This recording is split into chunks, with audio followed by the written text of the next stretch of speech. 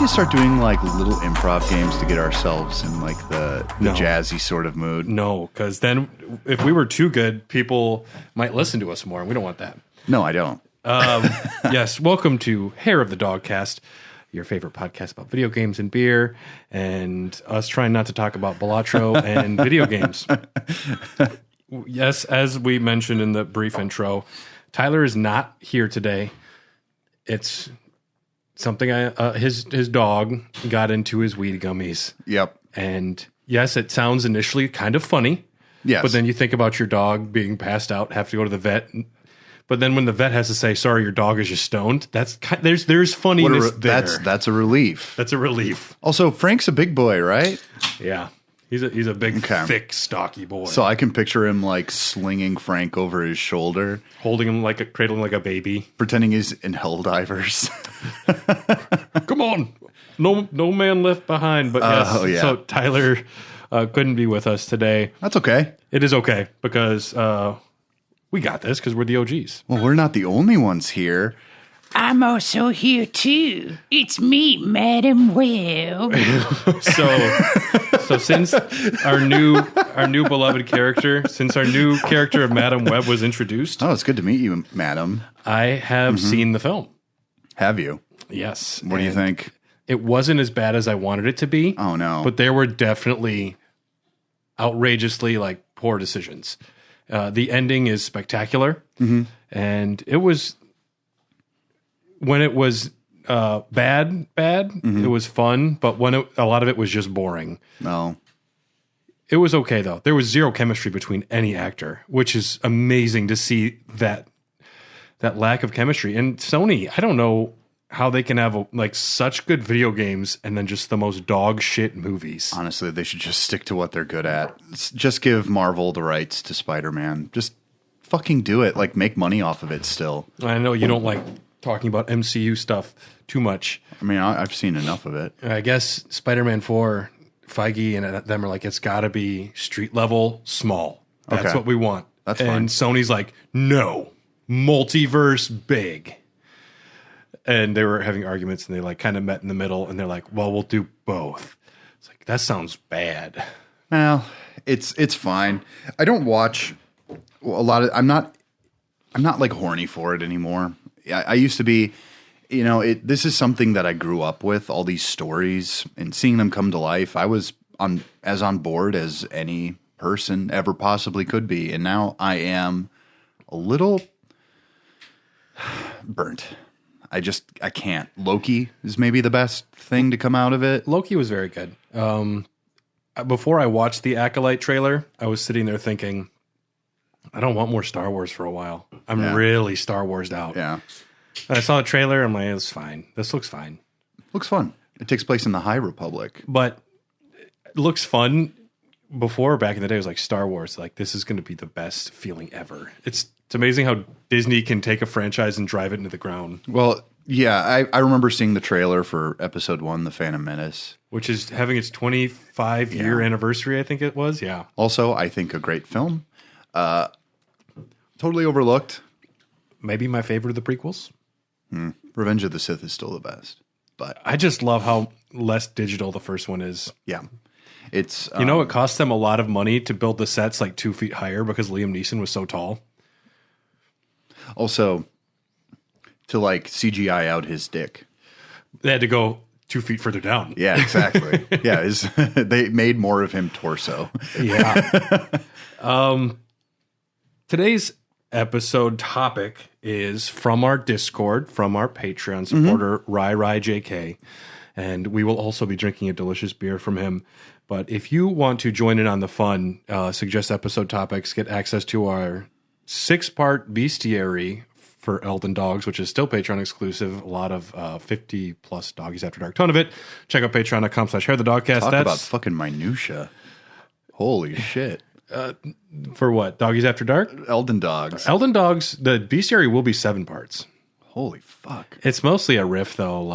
We talk about who'd be good basketball players and stuff like that. Really? Yeah, me and Tyler just mostly goof off. Yeah, I don't listen. You couldn't even be there for longer than 7 episodes. No, I couldn't. I had my fill. And yeah, but we can save some more stuff for Dogs After Dark. But yes, it's the Dogcast, and normally Tyler does the work, and I get to be the buffoon.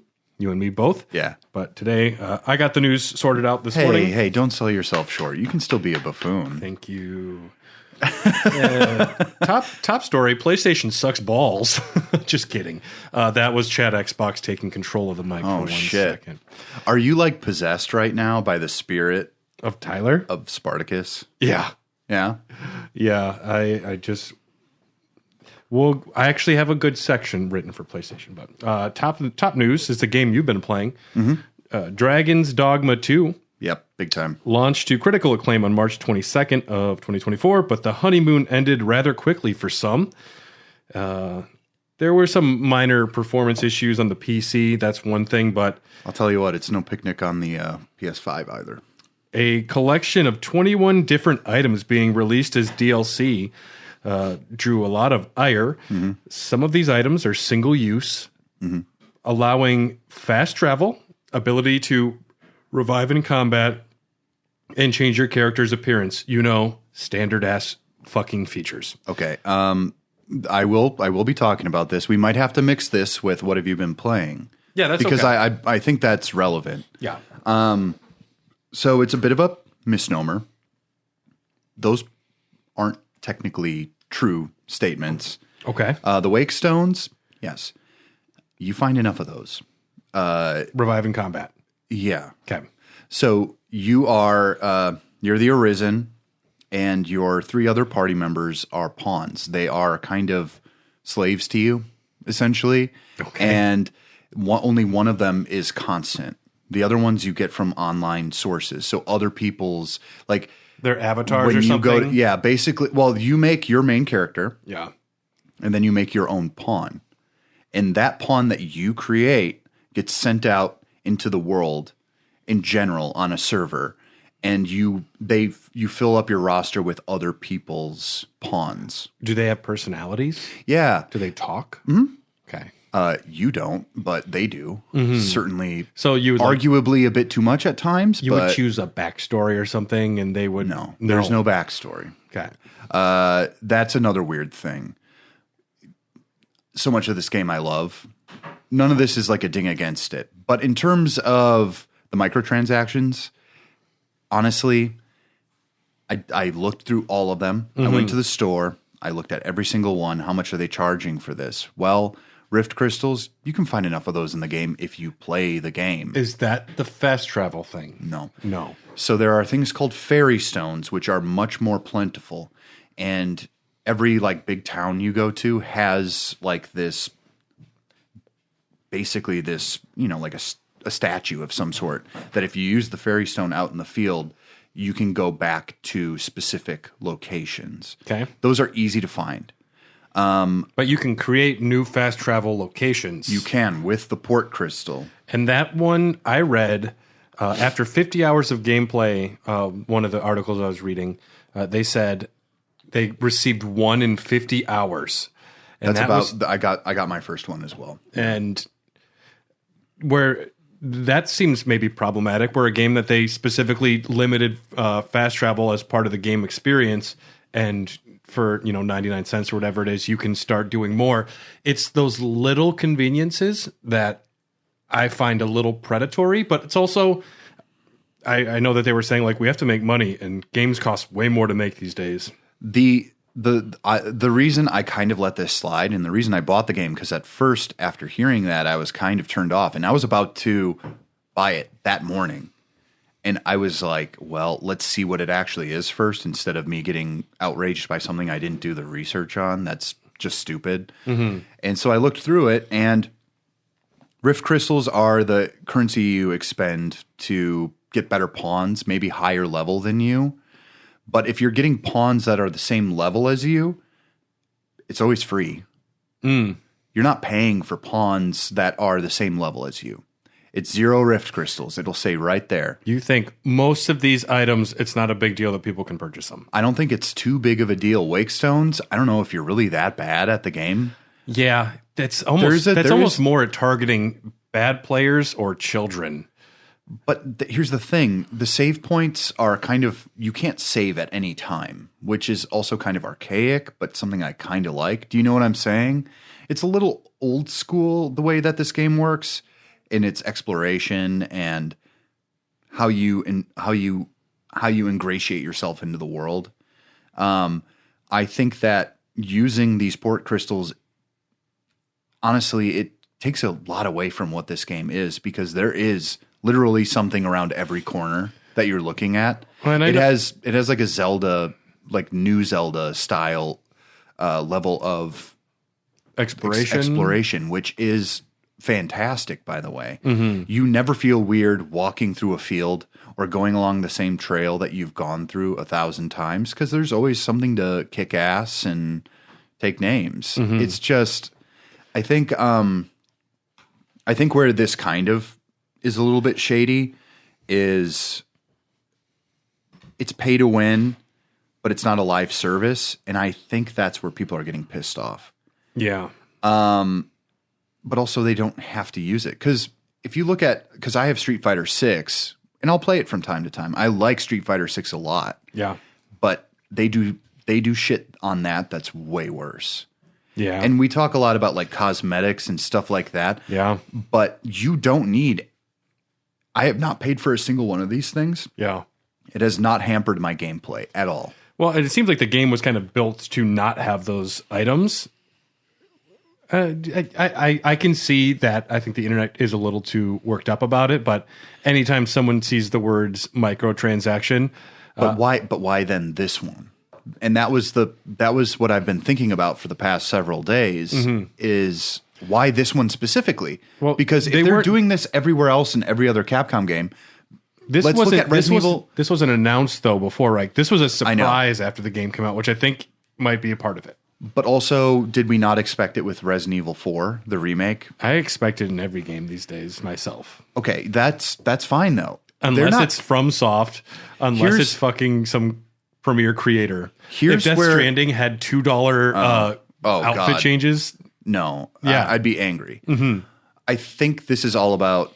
I think it's about tone, and I think it's about how well you can get away with it. I guess if you really want to call it that. Mm-hmm. But to me, I don't know. They're not constant. There are games like 2K and all those awful predatory live service games where they're loot boxes. They're beating you on the head with it. Get your card back. They're not beating you on the head with this at any point. They're not like, oh, you died again? Why not buy a wake stone? They never do that. That's not in the game. As far as I know, I haven't died a lot. I'm actually pretty good at it. You're a good gamer, dude. I'm actually not even the greatest. The difficulty level of this game that people are complaining about, I'm sorry. I don't see it. Okay. It can be difficult, but I played the first one as well. So some of the weird jankiness is something that I've already gotten used to. To me, it's not pay to win. You can pay to keep living and pay to win, but what I mean is it's not like PvP. No. You're not competing against each other, so you're not getting an edge. It's mostly like a crutch if you're bad at the game or you want to get through it faster. I think the real headline is gamers still surprised that microtransactions exist. Truly, because I honestly, I might have the r/unpopular opinion on this. I don't see what the issue is. Especially when they're talking about mass layoffs. Yeah. Do you want these studios to go under? Do you want them to have to let more people go? And if it's little things like little conveniences like this, it doesn't bother me. But when it is pay to win or Shadow of War sticks out to me, where you either have to go grind for like 5-10 hours before you can continue the story, that's awful. Then that's like paying to get around a roadblock, where this is just like the game is designed this way. Do you want it to be even like different or more easy for you? This is an option. Honestly, it doesn't make it that much easier. That's the thing. The items that you have available, like wake stones, even if you choose to let your character die, you're just going to go to your last save, which probably wouldn't have been that long ago. But you're liking the game? I love it. Yeah. How far? Oh, boy. I don't know what to reference in terms of it, but you mean far as in hours? Oh, man. I mean, I've been laid up. I had gallbladder surgery, and I'm still technically in recovery from it. and I've probably put 15 hours in, Okay. which is not an insignificant sum. But if I'm just sitting around and it's all I can do, it's not the worst thing. You're a brave man for deleting Balatro. I did not delete it. Okay. I just have not touched it. And we are drinking a beer that you brought, Dylan. This is called Brewer's Day Off from Milwaukee Brewing Company. Now, West Coast IPA, brewed with Golden Promise and Naked Oat Malt, dry hopped Mosaic, Cashmere, and Lotus hops. Yeah. This is cool. This is a special series that Milwaukee is doing where the brewers get to have their own little showcase beer. And I also, they were purchased by Eagle Park, Milwaukee Brewing's, label and the name. But it's nice that I think the brewers get to start brewing beers that will have a little less scruple to them than Eagle Park, which every beer comes out, people get super heated on. Yeah. So it's nice that they can just make beers without extra pressure, I think. That's a great beer. It is honestly a very, very good beer. Jackson, I will be drinking several of these. He makes great West Coast beers. He's awesome. Yep. Used to work with him. Cool guy. Star Wars Battlefront 2.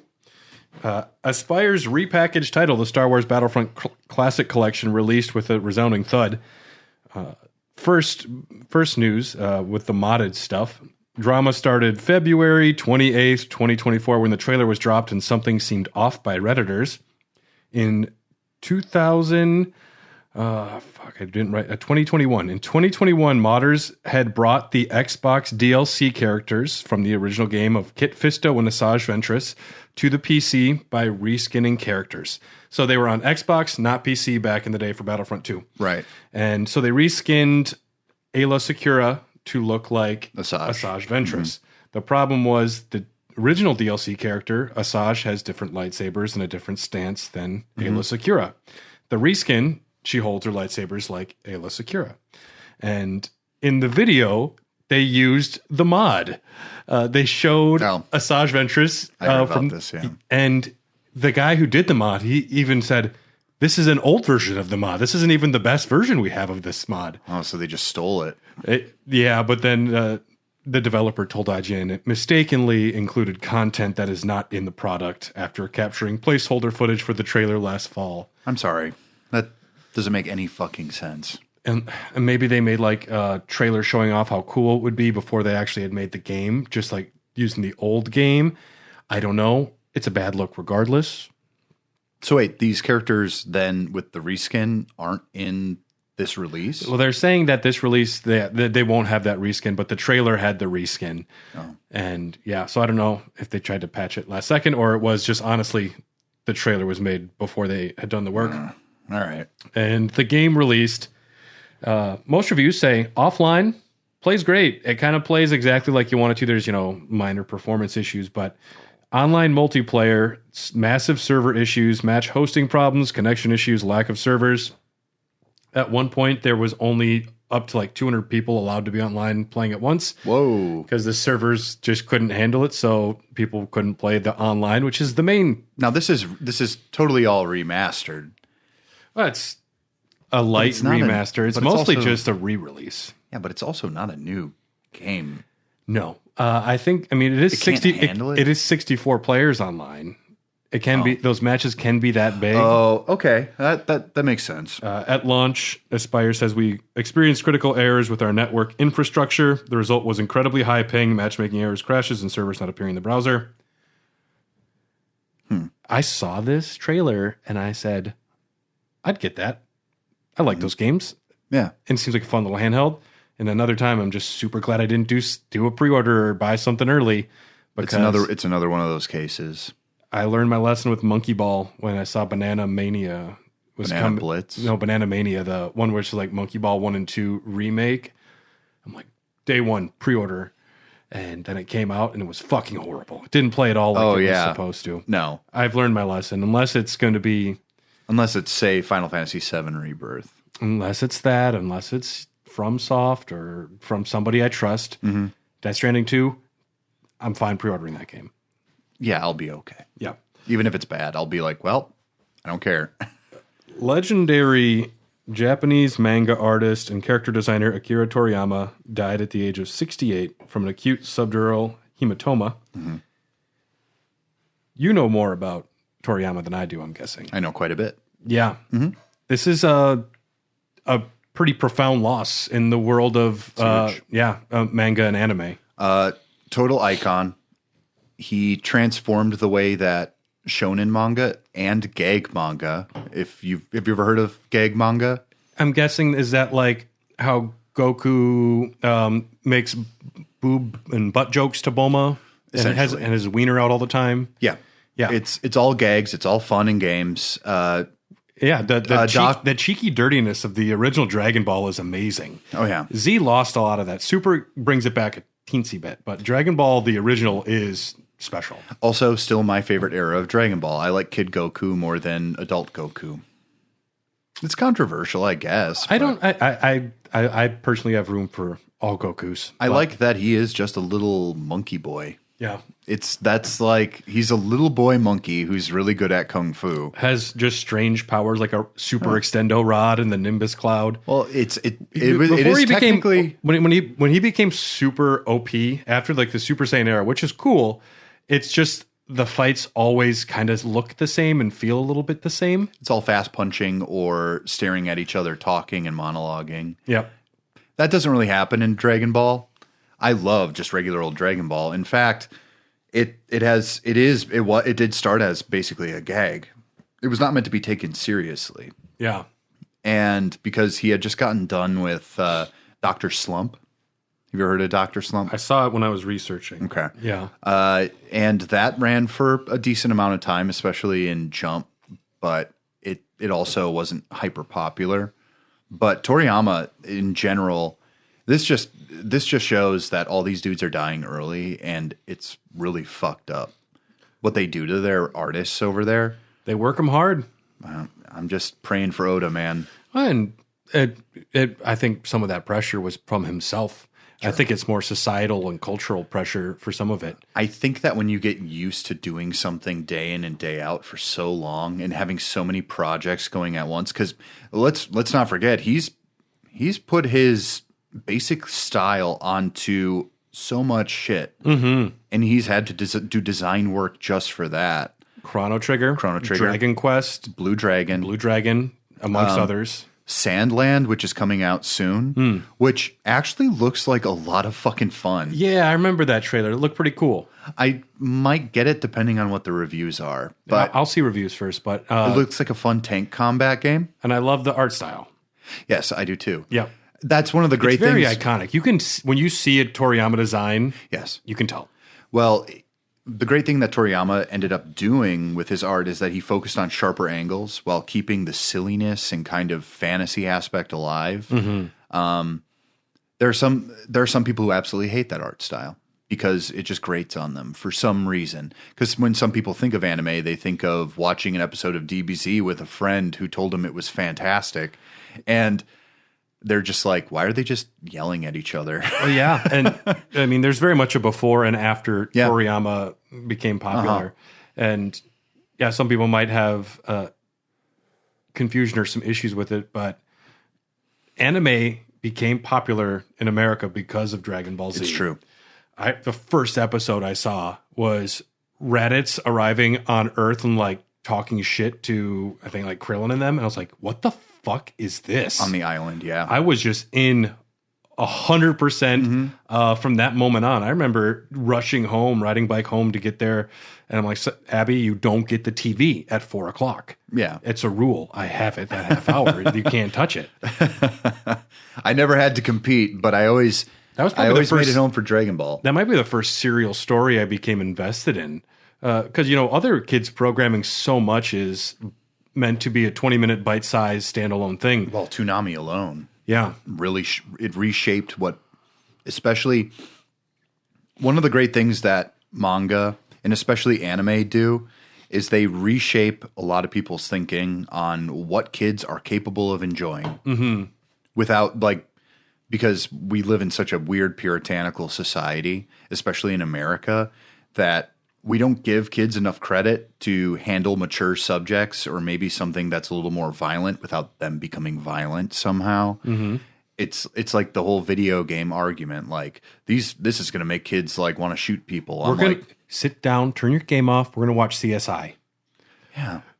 This person got raped and murdered. Yeah. Well, quit playing video games. We're trying to learn. Exactly. And it's hypocritical on so many levels. And it's just such a misunderstanding of the core issue. I mean, Toriyama is almost directly responsible for what is called the Big Three.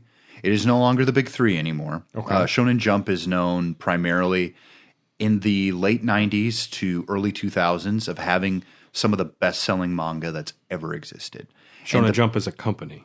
Shonen Jump is a magazine. Okay. And it releases every week. Okay. And people, they get it like a subscription model. Cool. And what happens is you go through and you read the manga, and at the end there's a poll where which one was your favorite like chapter. Mm-hmm. And they tally that in. That's how they cancel series. If people aren't interested, they get rid of it. And that's also a way to get everybody super invested in voting. And if you actually take the effort to vote for something, there's like a level of investment you didn't have before. Yeah. You should vote on all of our polls for the Dogcast. Honestly, yeah. All of our polls. And he basically inspired what are known as the Big Three, which would be One Piece, Bleach, and Naruto. Mm-hmm. All of them cite Akira Toriyama as their like hero and the people they wanted to be most like. Yeah. One Piece is full of Toriyama shit. Mm-hmm. Whether or not you acknowledge it, whatever. But Bleach, especially like battles and creativity of battles, and then Naruto, which just had a shitload of all of it. Naruto's pretty obvious. The inspiration. It's hugely obvious. Yeah. Kishimoto is on record of being like, fuck, this sucks. Yeah. That he's gone. You know, I was just in the Gold Saucer and FF7 Rebirth, and I feel some of like the gag manga-ness there. I don't know if it's like gag manga that it's referencing, but the number of times that Dio's pecs are flexing and he's very naked, I'm like, this is cheeky in a very fun way. Mr. Satan style bullshit. Yeah. Yeah. So that was a sad loss. One of the legends. I mean, I could talk about him for hours. Maybe another manga episode. Certainly, you're learning a lot already. Stig Asmussen, the game director for God of War 3, Star Wars Fallen Order, and Star Wars Jedi Survivor, has just established his own studio. He's gone from those games. I don't think he'll be involved in the third one then. I'm not, that's not confirmed, but he established his own studio named Giant Skull. They aim to focus on AAA, single player focused action adventure games. Seems like he knows what he's doing there. Grand Theft Auto 6 could slip back as far as 2026 in the latest rumor due to development issues. Wait, I thought that game was released. Grand Theft Auto 6 isn't out yet. Really? No. It's supposed to come out in the spring. And there's a lot of development issues. Oh, no. This game they're going to have be their main seller for 10 years. I understand them wanting to get everything right. I get it. There was. I'm not bummed about this. This is the game that I'll play when it comes out. The famous misquote of Miyamoto: "Delayed game can be good." What I forget what the quote is, but I don't think he ever actually said that. I don't think he did either, and I think it's kind of a true statement. But it is a true statement. Not in modern video gaming. Unfortunately, that's not true. If it's delayed, fine. It's fine. I mean, I'd rather them not have like a whip and staring over everyone's shoulders to force. So wait a minute. Late. The last Gran Turismo game then Grand was Theft Auto. Oh, Grand Theft Auto. Yes. I thought you said Gran Turismo. I'm so sorry. No. I'm not invested in Gran Turismo. I would if there was a good VR game. I would be more into that. But, oh my God, I completely misheard you. Yeah. No, I've only had less than one beer. But you haven't been drinking. No, that's true. Yeah. But I mean, I'm not even drunk though. No, not yet. No, I'm not drunk. You're drunk. Did you eat all the weed gummies? Oh yeah, I accidentally got into Tyler's stash. How did you find my gummies I left on the table? I'm just like, oh, my tummy's so full and I'm so high. Order McDonald's. Can you take me to the vet? Is your name Tyler? Aren't you from Hair of the Dogcast? Yeah, delay this game however long you fucking need to. I'm not even in the mood for a Grand Theft Auto game, and I don't know when I ever was, but this is such a cultural touchstone. Grand Theft Auto 5 is a very good game. I've beat it 2 or 3 times. Yeah, of course. I've never done online. I've done online.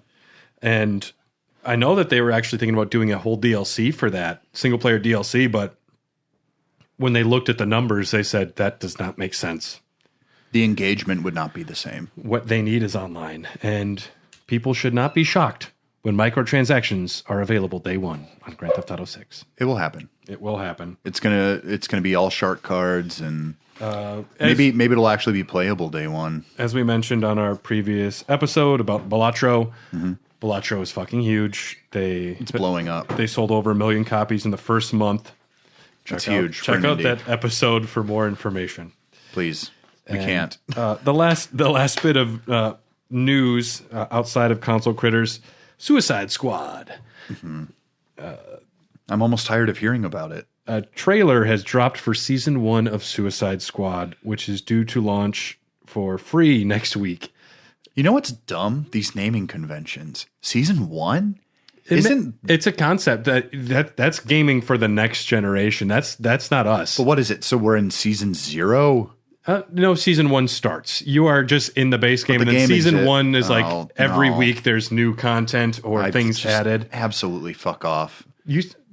There won't be a season 2. No, the people that are major Fortnite gamers and all this, they just the nomenclature makes sense to them. I agree.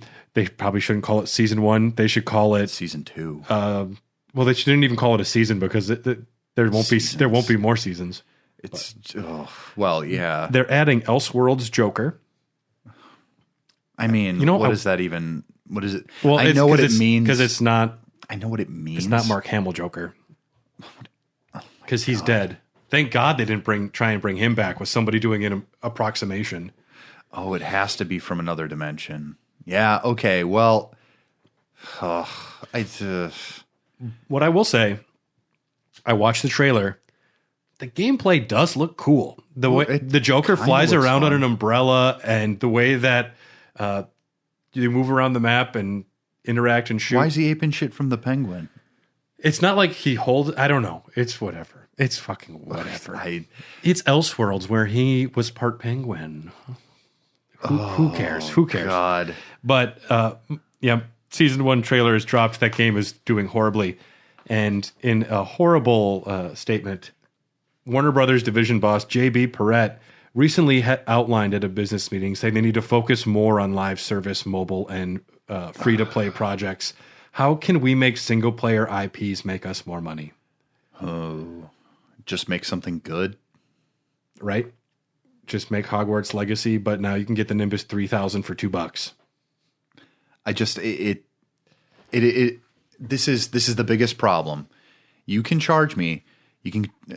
I hate to say it. You could charge me a lot of money for a good single player RPG that I'm going to put 100. Already, we're going to be talking about it, but Final Fantasy Rebirth, it feels like remake times 4 in terms of its scope and its ability to actually keep you invested for a long period of time. It's so good. I'd pay $120 for that game.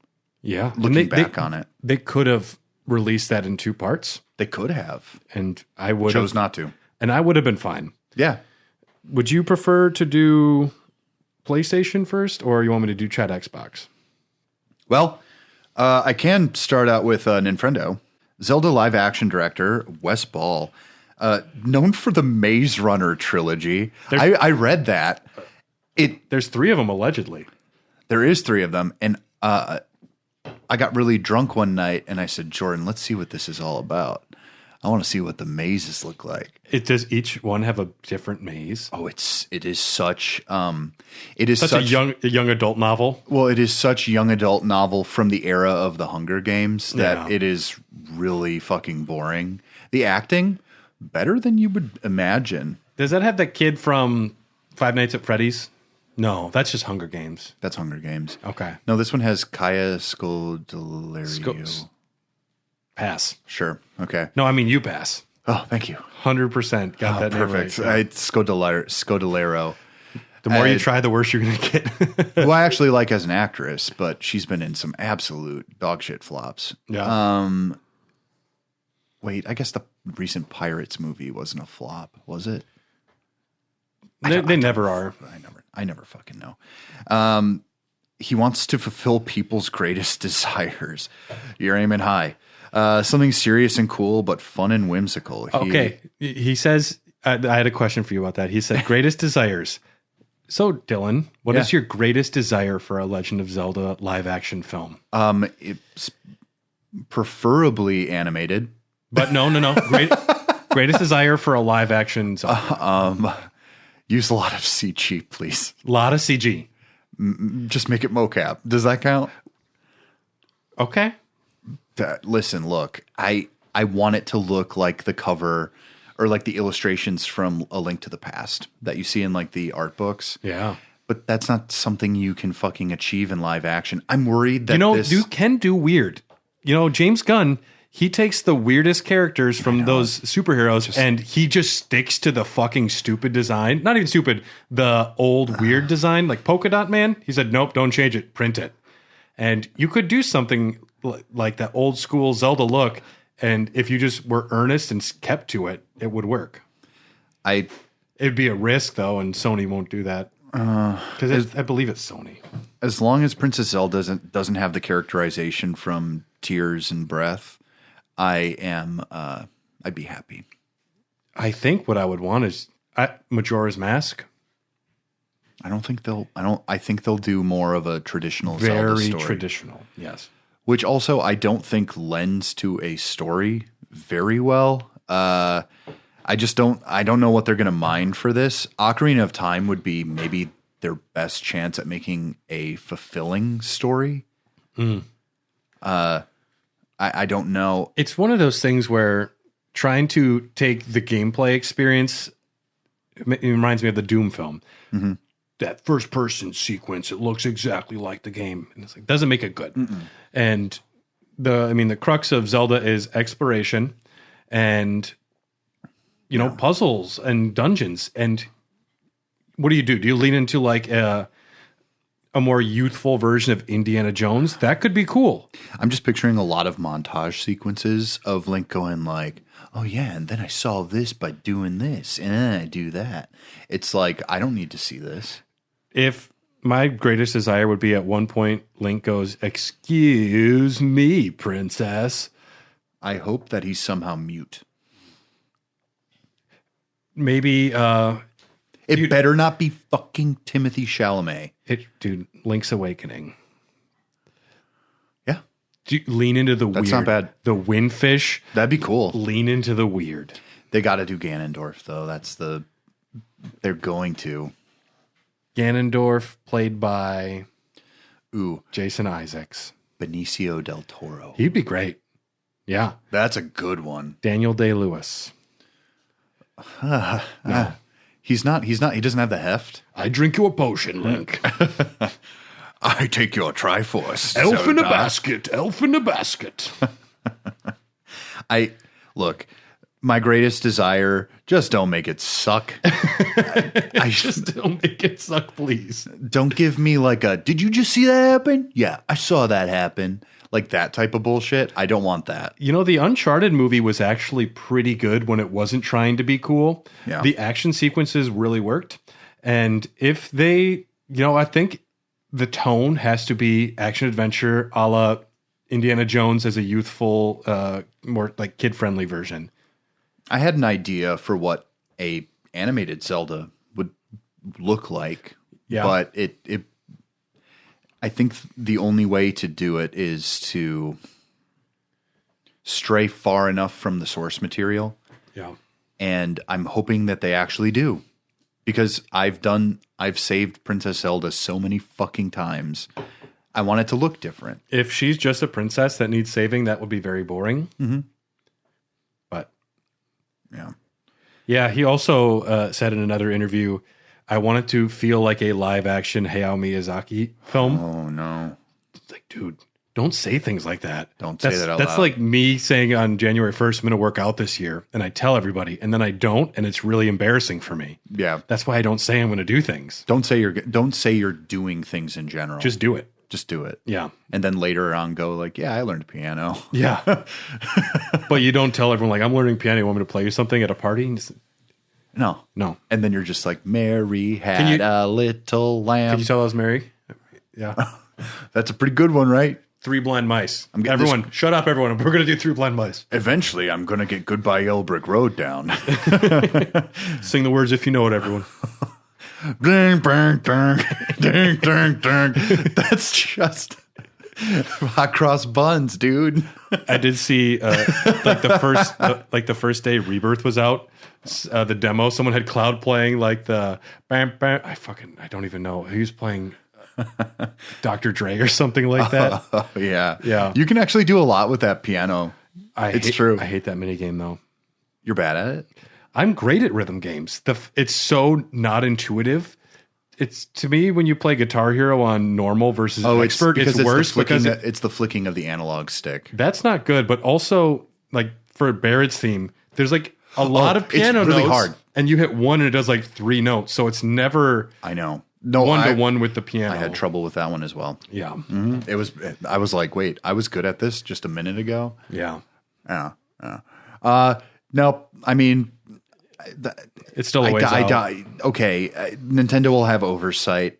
If anything, it will be on the level of the Super Mario Brothers movie.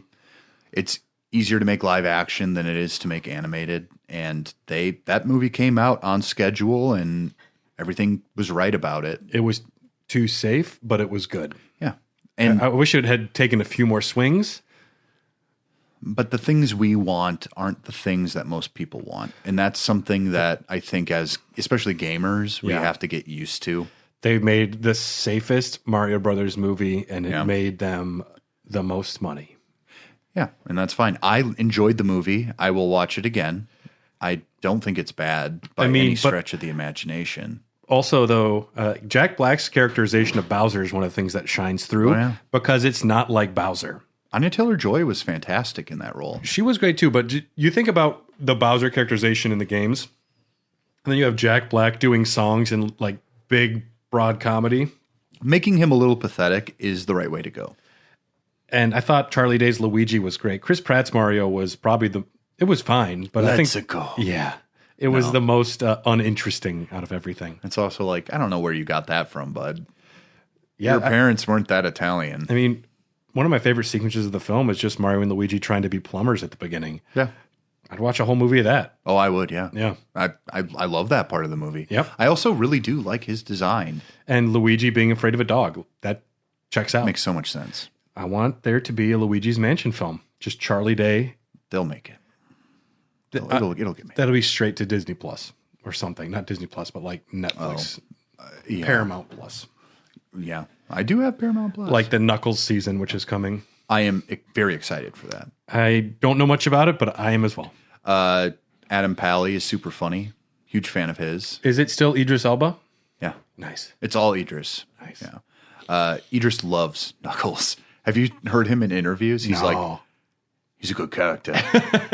That was actually a good... He's fucking great, man, this guy. He's fucking great. He's kind of dumb, but he's kind of cool too. He's so badass. I should have been James Bond, but here I am. Fuck James Bond. Knuckles. James Bond. Knuckles all the Knuckles way. 001. 001.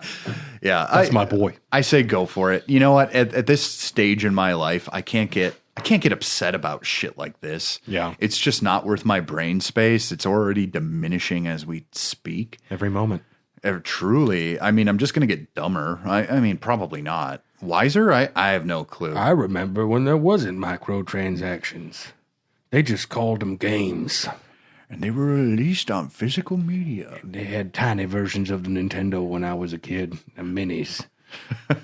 We all bought them and we all sort of regretted it. And then we just looked at them. We just kept We looking. said, wow, they're small. Never played it again. This one's tiny. But it's on my system set up, and it looks like a baby little Nintendo. My hands are huge. You have written here, Mario Wonders team shared some unused Wonder effects at GDC, like Mario surfing, riding a unicycle, jumping about on a pogo stick, and a giant block Mario.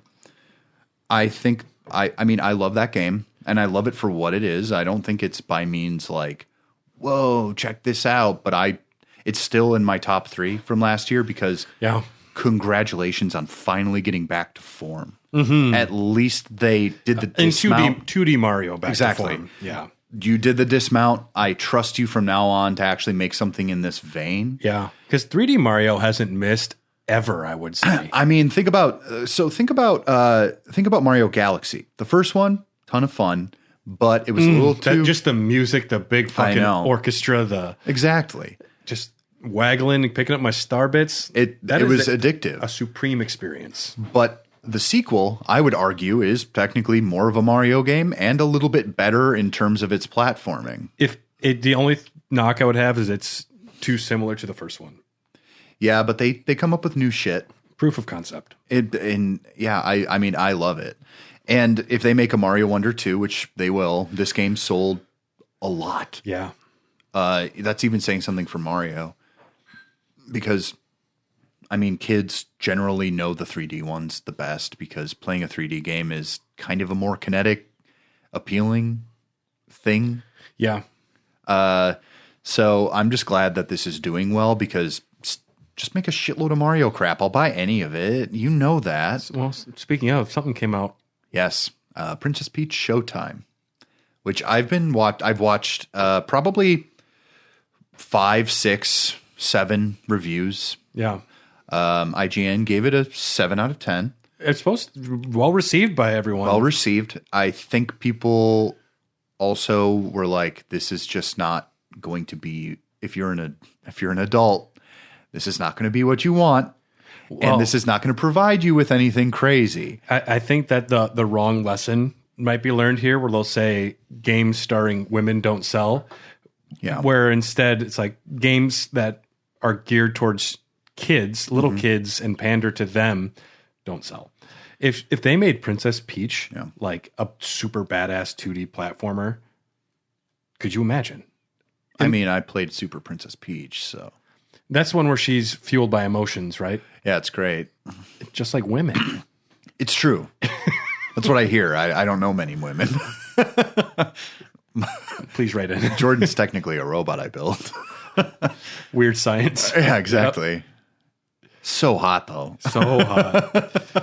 That movie's not problematic at all. Yeah, I've heard it's supposed to be fine. I did see in Nintendo news, Paper Mario has a pre-order bundle, the 1,000-Year Door, only available in Europe, that comes with a full like paper stage set. Oh, come on. And, like you can customize the battles on it. And fuck off. It's only in Europe. And it wasn't even expensive. It was only like $60. It was just like this extra like all paper thing you could build. That sucks ass. Yeah, it does. I don't know if PAL games would work in America Switches. Probably not. That might be the only otherwise Switch game I buy this year. The American pre-orders are like paper planes.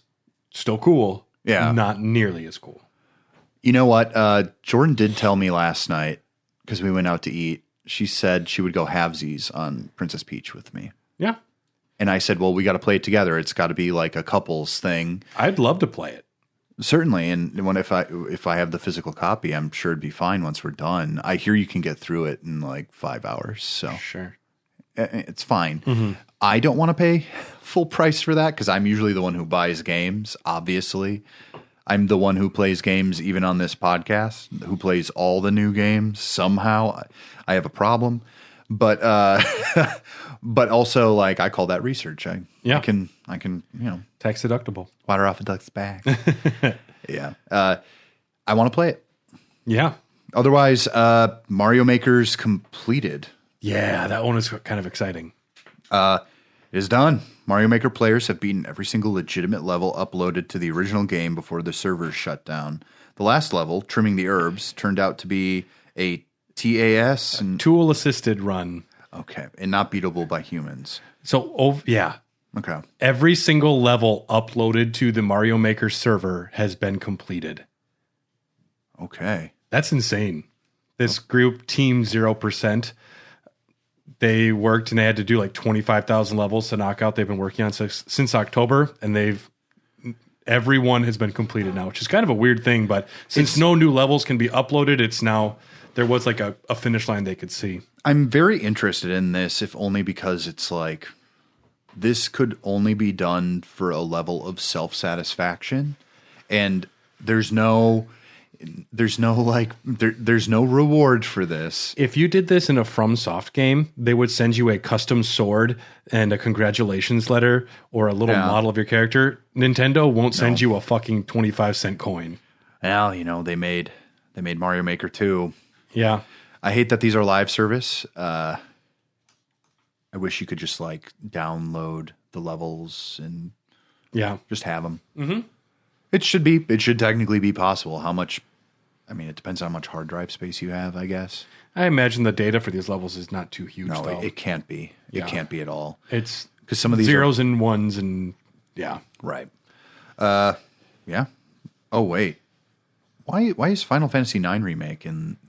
Switch news? I should have moved that. Yeah, It's okay. But yeah, we can read that right now.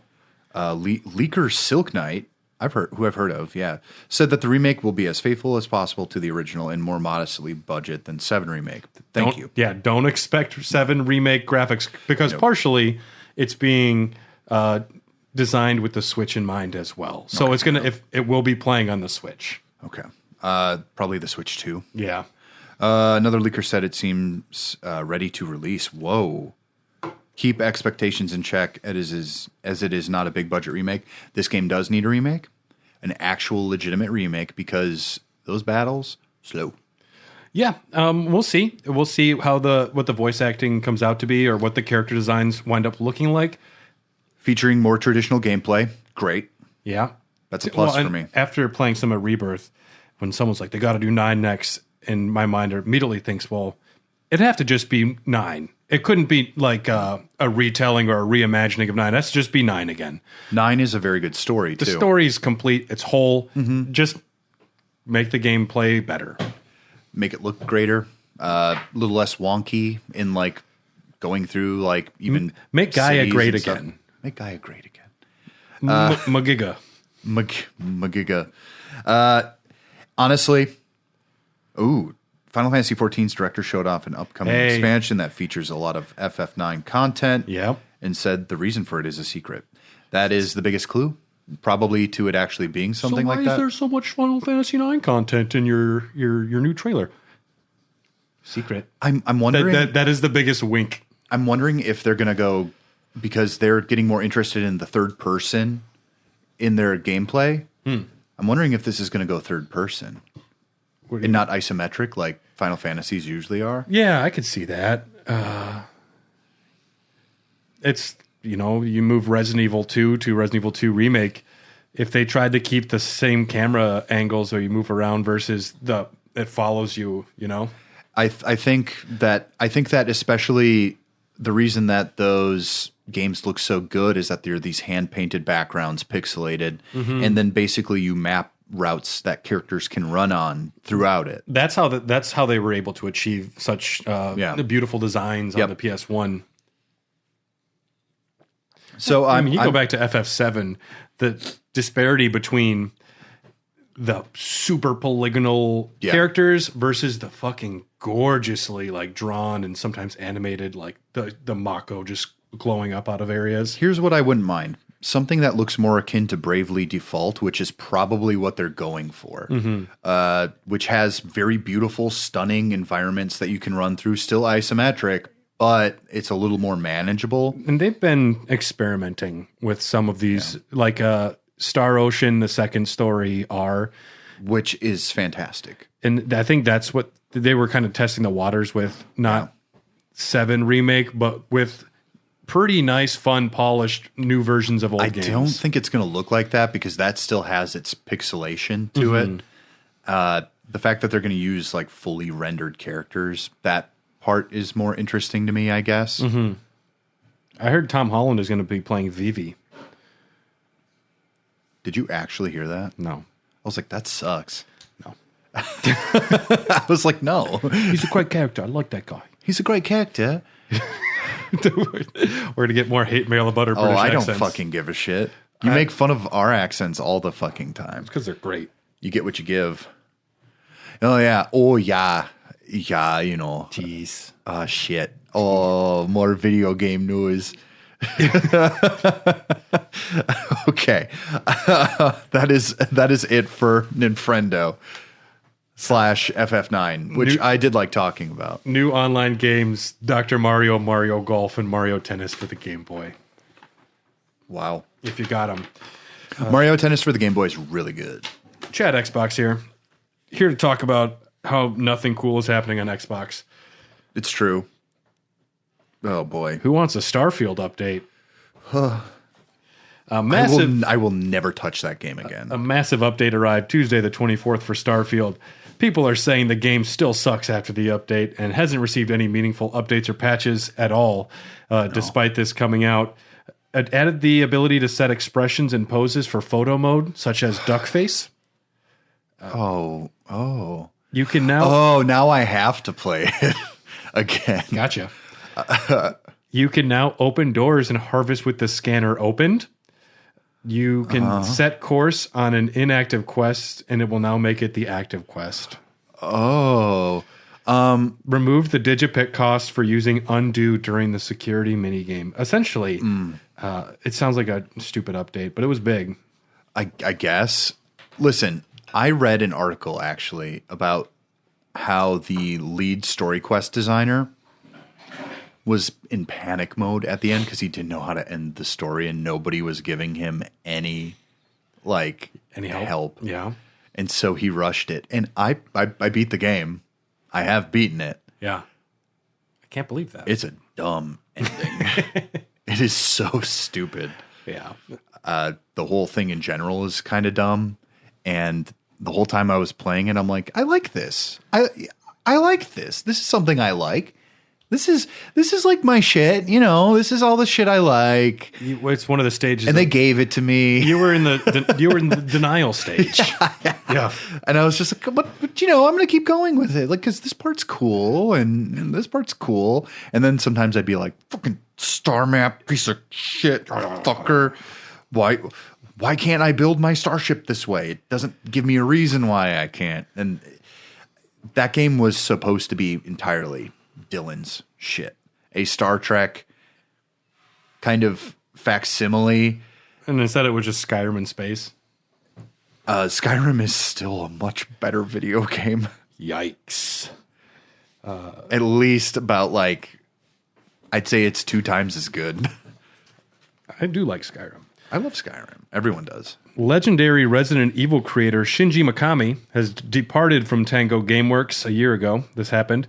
One of the creators behind Hi-Fi Rush, Mikami, he also directed, Resident Evil 4, the original one. Mm-hmm. Mikami has founded a new company called Kamui Inc. and appears to be working on a game called Shadows of the Damned Hella Remastered. I don't know that game, but people are excited about the remaster coming. That's good. It's a decent game. That's a Suda 51 game, right? Yeah. Okay. Mm-hmm. All right. I've played it. I think I actually have it on my Steam Deck. Eon Gaming has announced another version of its Xbox HD adapter, the plug-and-play device allowing the original Xbox to play in HD. Has a built-in router in the back. This one is the Spartan Green, which is the Xbox I have. This one will be available. You're going to buy it? No. I wouldn't mind having it, but sure. It is. This one's only $150 instead of $180. Oh, which is better, but true. I'm happy I got my GameCube one because they made the GCHD, and that's the best way to play Monkey Ball. Sure. If you don't play original GameCube or on the Wii, features include 480i, 480p, 720p, and 1080i playback, LAN connectivity, a 3.5 millimeter audio jack, and multiple HDMI ports for multi-screen play, which I don't know why you need to have it on 2 screens, but sure. Whatever. Rooster Teeth is shutting down. You probably watched a little bit of Red versus Blue maybe back in the day. That little Halo short movies they would make. Mm-hmm.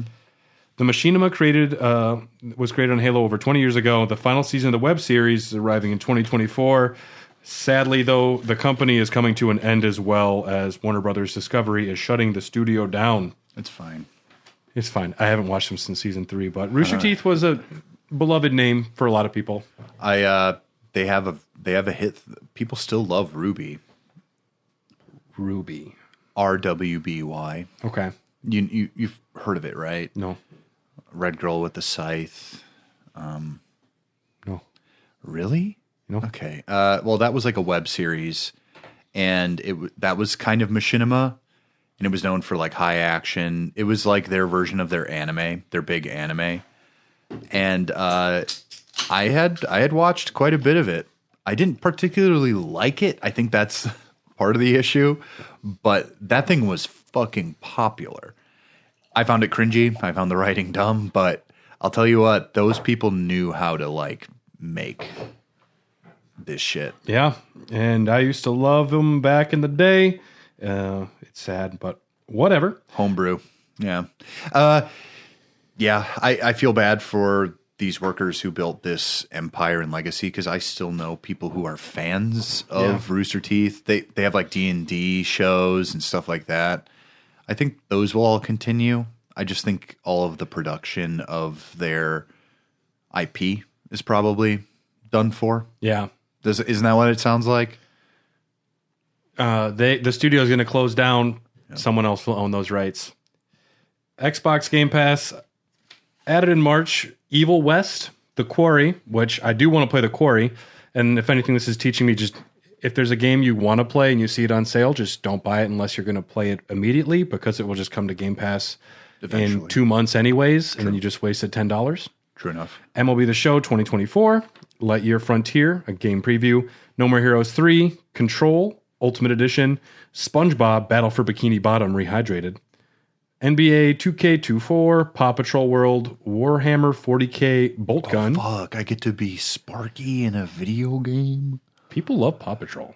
If you're like adults that watch it with their kids say, no, that show's good. Is it? People. Really? That's what I've heard. Okay. Sometimes kids shows just get it, you know? And then like I accidentally like trip over something later, and then it's just like I bring down a curtain, and then it's just a wall of Paw Patrol merchandise and media. Yeah. Well, at least with Paw Patrol, it probably won't be like that new Nickelodeon documentary series. Oh, Quiet on Set. The Dan Schneider one. And some other stuff too. Oh, yeah. Bad. Gross. Terra Invicta game preview, Hot Wheels Unleashed 2, Open Roads, and Diablo 4. All added in March. Diablo 4, really? Yeah. Wow. Okay. Well, Activision Blizzard. Coming in April. I can't believe I bought that video game. Coming in April, Super Hot Mind Control Delete, Ark Survival Ascended, and what I'm most excited about, Ayuden Chronicle 100 Heroes. Yep. Which I backed on Kickstarter. Again. Yeah. Thank you. Thank you for doing that. Yes. We have a beer from the wonderful Ryan. We're drinking another beer from Blue Owl Brewing. This one's called Hop Frisson. I say Frisson?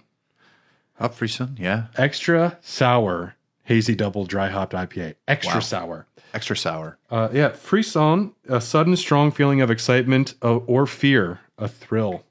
Whoa. Yeah. Okay, now we have to taste it, and we have to say whether or not we're afraid. Soured extra long, it says in the description. 7.3%. Whoa.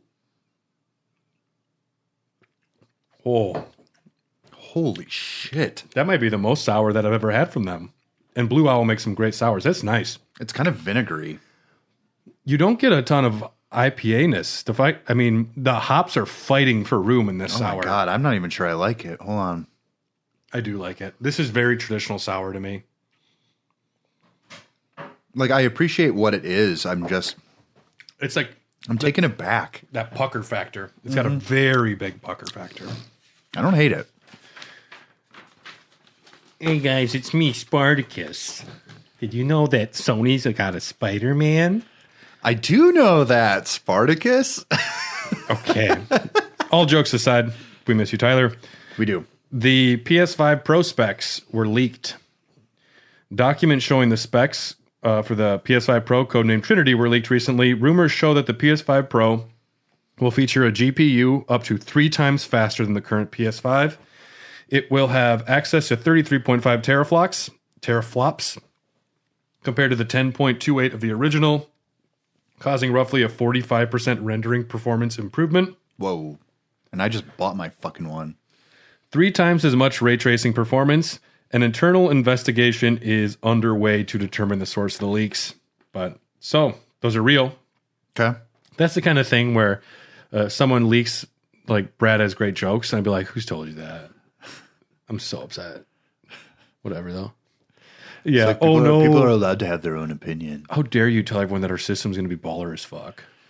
Honestly, this kind of pisses me off because I had to you wait just bought one. Well, I had to wait so long to fucking get it, and I technically have the slim model. Yeah. So what the fuck ever? I'm not going to give a shit no matter what. I'm not Mr. Captain Performance. I just want games to look good and run okay. My problem is if I don't buy a new TV, any updates to the consoles won't work for me anyways. Because yeah, same.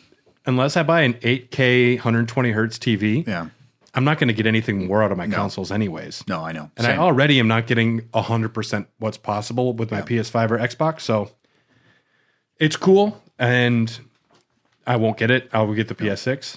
No. The PS Portal has actually been a great success. Few predicted this would achieve the sales it has. Even Sony's like, we're pretty surprised. Wow. Demand is exceeding supply. Wow. This is the opposite of the PSVR 2, I think. I hear people love it when they have it, and we shat on it so much. Well, it's a very niche item, but I could see, let's say I only own Balatro on the PS5, and Carly wanted to watch Fargo season 3. I could still play. I got it on my Steam Deck. Yep. All good, babe. I get it. All good, babe. Final Fantasy 16 Rising Tide received a trailer and a launch date of April 18th. I'll be playing it, and then I'll be finishing Final Fantasy 16.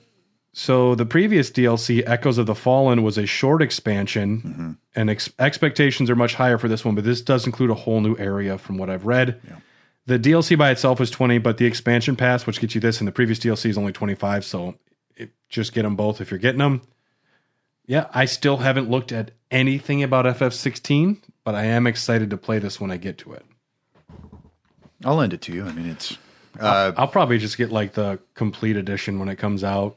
Sure. And by the time I play it, it'll probably be $30. This game will frustrate you. It frustrates me a little bit. I was invested because the story's actually pretty fucking... That is such a sour beer. I don't know how to feel. It's very vinegary. Yeah. It kind of tastes like pickle juice, which turns me off. It's like kombucha. I feel like it's healthy. Well, yeah. I mean, healthy for what? Turning my tummy. I can't make bile no more. Are you ready for Spider-Man news? Every day. Spider-Man got a New Game Plus update on March 7th. Oh, shit. Features added, New Game Plus. Mission replay. Oh, that's cool. Which is cool. I like that. So you can relive cool moments that you like. I like that. It is good for speedrunners if they want to practice certain sections of a game. Perfect. New styles for suits, photo mode improvement, change the time of day. I think that's kind of cool. Like it. Audio descriptions and screen reader accessibility options, as well as cinematic captions and high contrast outlines for accessibility. Cool. Those Spider-Man games have some of the best accessibility options in the industry. Yeah. And I'm such a major proponent of that. Yeah. Yeah, it's just such a cool thing that back in the day, if you were colorblind, some games just said, fuck you. Yeah. You can't do this puzzle. I like, especially, I make things accessible when you can. Yeah. It's, it's a good nod to people. And then Spider-Man The Great Web. Okay. What's that? A trailer for a live service Spider-Man game with the subtitle The Great Web leaked online. Okay. It's a full trailer. It's a real trailer. It appears to be a live service online adaptation of the Insomniac games, allowing multiple spider people to fight villains in the iconic New York City from the game. Wow. Up to 5 players. Mm-hmm. It looks good, and I think it got probably canceled because of Suicide Squad and Gotham Knights lackluster responses. Yep. What's it called? Big Web? Big Webby Spider-Man, style? the Madam Web. Big Webby style? Okay. Web Smith. How much Spider-Man do you fucking need? I don't even find Spider-Man to be that interesting of a character. Those but games are good. I know they're good, and I will eventually play. I'll play 2, but my problem with it is I don't want to play as fucking Mary Jane. I want to play as fucking Spider-Man. It's only a small section. I'm sorry. I spent a lot of time in an art museum. In the first one? Yes. Yeah. I spent a little too long. I like the sequence when you turn into Miles Morales before he's Spider-Man and he's hiding from the Rhino. Okay. It's really great taking a villain that you kind of feel not scared of to take it to the human level is cool. That's fine. Like, that stuff is cool. I don't know what I haven't played Spider-Man 2, but I hear that there was some controversy about how much Mary Jane and how strong she is. She's got a gun. Okay. That's what I heard. But it's an electric gun. Like when on the X-Men, like the 90s show, Yeah. nobody had guns. They all had laser weapons. Lasers. Yeah. Yes, and for PS Plus, added in March, Blood Bowl 3, NBA 2K24, Marvel's Midnight Suns, which I would check out and probably never buy. Resident Evil 3, Lego DC Supervillains, Super Neptunia RPG, Cool Borders, God's Eater Burst, Jack and Daxter, The Lost Frontier, JoJo's Bizarre Adventure, All-Star Battle R. I've played that. It's actually pretty good. Say hello to my cute bombs. Now, before we get into what we've been playing, I did want to do a shout out our friend Jordan Davis. You might know him as Raftronaut on Twitter. He is a local game creator. He is. Made Space Raft, wonderful NES game. Coming soon. It's not out yet. The Kickstarter should be up like a week from when this comes out. Is Storied Sword. He's got another NES game and classic action platformer in the style of NES and Castlevania, Shinobi. You know, all those wonderful games you know and love. That'll be coming to Kickstarter soon. There will be a link in our description to go check it out. You can download a demo of the ROM. Very cool. We've played it. Yes, we have played it. We have played it indeed about 2 years back, MGC. Yep. And we have... It was running pretty good then.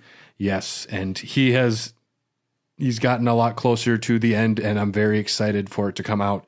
So the link Also, follow him on Instagram, by the way. He's a funny guy. Yeah, dude. Jordan's awesome. There are things we won't talk about on air, but running into him at MGC, I'm like, what the fuck? Yeah. And he's like, oh, yeah, yep. Yeah. I can't talk about it. We'll No, dog he's so cool. We'll but dog is after dark. That he's one. posting fellow sword enthusiasts. Yeah, well, his post is funny. His post is, I bought a sword today. I like that, man. That's cool. Fuck yeah. I really fellow sword owner. I really should get a sword. What do you think, Brad? I have a Warhammer. I mean, that's not the same. Is it good? Is it full tang? 1 second. Okay. He's bringing in the hammer. I'm waiting for it. And I am so curious. Did you just like draw on a sledgehammer? And folks, he's going to get the Warhammer. I'm wondering if it's the titular one. It might be heavy. Why does he own it? That's my bigger question. Oh my God. I mean, is it like, could you use it in battle? Oh wow. Why do you own this? That is the official Warhammer of Robert Baratheon from the Song of Ice and Fire books. Oh my God. Signed off by George R.R. Martin, as that is what it officially looks like. Wow. I will say the pole, like the handle part, feels maybe a little too flimsy, but the actual head and like the top points in the back one are incredibly sharp. The reason it's not up is if it fell down, it would easily kill a cat. Yeah, it looks like you can mince a lot of meat with this. If somebody ever broke into our house, I would grab that. It's cool. I don't know quite where to put it. Hold on. Here, I'll set it down. I'm not supposed to lift something that's over 20 pounds. Dude, that is fucking cool though. I love just having a nice weapon around. Now, in the RPG based off of Us that they'll eventually make because we're that popular, what weapon do you think Brad would wield? I'd be the wizard. You'd be the wizard?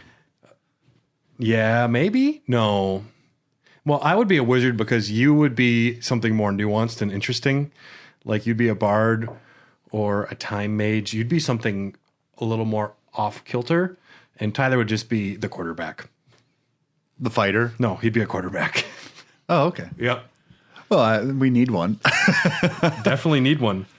Yes. How else are we going to play the game? There was one other Kickstarter I actually wanted to mention too. Another friend of the show, Jack Packard. Mm-hmm. There's a card game called Red Dragon Inn that is currently on Kickstarter, which is going to be a card game based on the Adventures Nigh YouTube series that he does. And I've backed it. I'm excited for that. Cool. I'll play it. So check out both of those projects from our friends of the show. Now to what we've been playing. Okay. We'll talk about Balatro a little bit. Now, we just had our big episode talking about it, but for those that didn't want to check out 90 minutes on a card game or more, I can confirm Balatro is a form of time travel. Balatro is cryosleep, as I've described it. Balatro is more potent than heroin. Balatro makes me wish I were a better human being, but it also makes me lament the fact that I exist. Balatro makes me a worse human being. Balatro makes me burn rice. Balatro makes me neglect my friends and family. Balatro makes me have zero productivity. Balatro makes me feel insane. Balatro gives me Tetris effect when I'm dreaming. Balatro might be the most addictive video game I have ever played. It is number one most addictive game I have ever touched in my life. Why? It is crack on a cracker. Why? It's so good. I cranked that shit up to 4 times and I never looked back. I am just racing. I'm like, whoa, everyone's fucking talking about this game. I'm going to download it. But when I left last record, you said, maybe you shouldn't get it. I warned you. And I'm like, well, I have to. Everyone else is. I'm having FOMO. And then like 6 hours later, you said, what the fuck is this? I'm like, what the fuck am I even doing? I got to get rid of this. And I'm not even playing on the higher levels. I'm still like, because there is kind of there's a bridge, a hurdle you have to cross until that happens. There's a good progression of unlockables. Yes. Yeah. And there are some that are awesome and some that suck ass. The nuances of this game are too astonishing to be even described. Celestial packs, tarot packs, fucking jokers. And it's got a level of psychedelia that it's hard to put your finger on. The CRT, the music, the strategy. Well, and you get a feeling like it's going to be a creepypasta almost, or because the way that Jimmy Joker, Jimbo talks to you, he's like, wow, it looks like who's the fool now? Well, they got like Earthbound battle backgrounds, which is pretty weird already. This fucking game, man. This game is an absolute trip. I stay up an hour later every night now. Because of this game. And if I don't get a good run, I will go until I get a good run. And then I will be up. Sometimes you can tell by the first hand you draw. You can, depending on what deck. Especially on the higher difficulties, too. Yeah. Try running a green deck if you can't get that money right away. Yep. So, Balatro. Oh, my God. And somehow it's taken me away from what is got to be one of my favorite gaming experiences of at least the past 5 years, 10 years. Final Fantasy VII Rebirth has been my other game. Yes. And I can't overstate how smart every decision is as far as story-wise, progression-wise, design-wise. You could make some complaints. Some of the mini games are not balanced and they're a little weird. Mm-hmm. I think that they overcome that problem by having 50-plus mini games. There are so many mini games. You're always, even 60, 70 hours in, you're still learning some new shit. Like, all right, now we're playing as frogs. Yeah. And we're doing this little jumpy game. That's fine. And it's that the system is so liquid and bendable to where they're like, all right, this is the shooting mini game now. This one we're doing fucking space combat. Yeah. Yeah.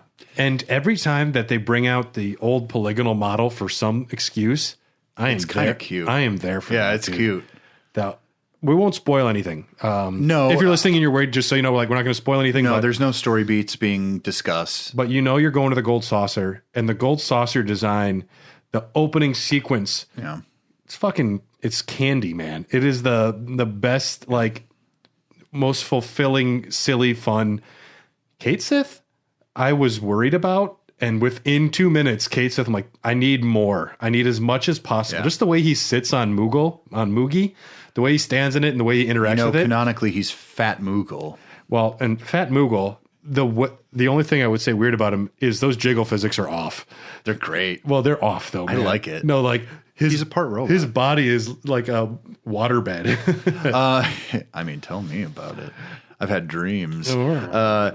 No, have you had him in combat yet? I just got to the second where I can, and that's when I had to stop. Okay. Yep. He is maybe one of my most used characters. I will say that I don't love. If I had to choose a character I like the least to play as, probably Red 13 or Aerith. Red 13, I am very good with. I'm Wait till Cosmo Canyon. okay. Cool. Things will change.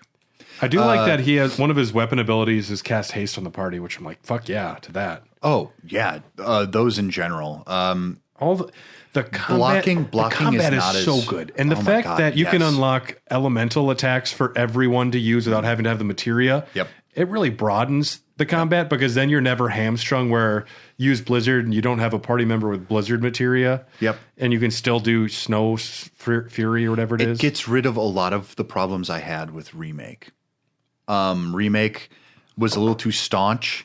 Remake should have had blocking as a mechanic that you didn't need a fucking materia for. Mm-hmm. That should have been an automatic. Yeah. Also, as far as I am in the game, the amount of materia slots you open up, it's insane. Yeah. And it feels like late level of the actual Final Fantasy. The way that the party members can be swapped in and out, the way that they all still level up when they're not in there, all of that just seems right. I think my favorite character to play as outside of Cloud is Yuffie. I'm not a huge Yuffie guy. You didn't play Intergrade though, did you? Or did you? I did. I played part way through. Once you learn about throwing and her elemental ninjutsus, That part's cool. her character has a lot of utility. Yeah. It's all great though. The whole like Corel prison sequence, I'm like, it's just fucking so good every moment. There's always a surprise around every corner. Yeah. You haven't reached that. The whole hotel sequence in Gold Saucer. I skipped it. I hated doing it. No, the ghost. It's mandatory. The hotel, the ghost hotel. Yeah. When you walk up with Barrett, it's really funny how Barrett makes a comment like, we're destroying our planet for fucking. Oh, this. I did see that one. Yeah. Yeah. Yep. I've been playing 7 Rebirth and Balatro. I'm near the end of Rebirth. I cannot say just how this game has completely taken over a part of my life for a little while. I'm happy it's flooring you. This is what I wanted Remake to be. Mm-hmm. This is what I think of when I think of Final Fantasy VII. Midgar is a place I want to escape from immediately. Well, that's the way you feel in the original game, though, too. I know, which and is the fact a that they shame. they really needed to spend that whole game though in Midgar. The first F7 remake needed that, and just like the rising action of the story ending where it did, it really made sense. And you don't want to have just like a little open world in a game that doesn't have it. So I appreciate the fact that they held off. And then the scope of this game, it's so big, so generous. I call Remake now Final Fantasy VII Ground Zeroes. Now we're playing the Phantom Pain. Yeah. It is night and day.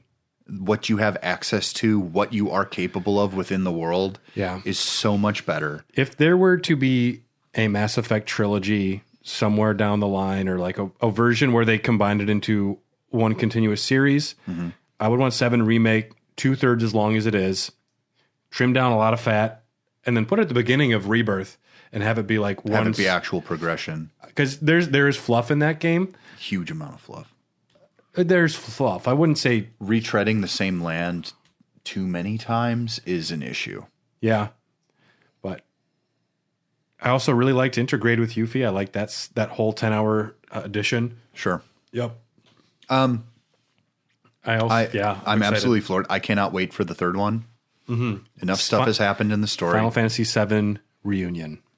It's going to be Reunion, yeah. Has to be. It has to be Reunion. Yep. Oh my God, you nailed it. It really does. We were pitching them at one point. Yep. And I was just sitting in bed. I'm like, am I dumb? How did I not realize it would be Reunion? Yeah, that's way better. I haven't played anything outside of those two, though. You've been playing Dragon's Dogma. We talked a little bit about that. Yeah, which is a great game. This is a game in the style more of it feels dated in some ways, but feels extremely innovative in others. And I can't stop playing it. It is one of those games where it's jank and the way it forces you to solve problems, not just in combat, but in the world and during quest lines.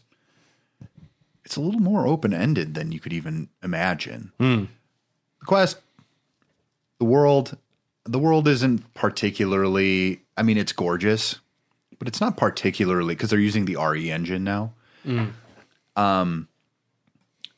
The world isn't like super hyper compelling.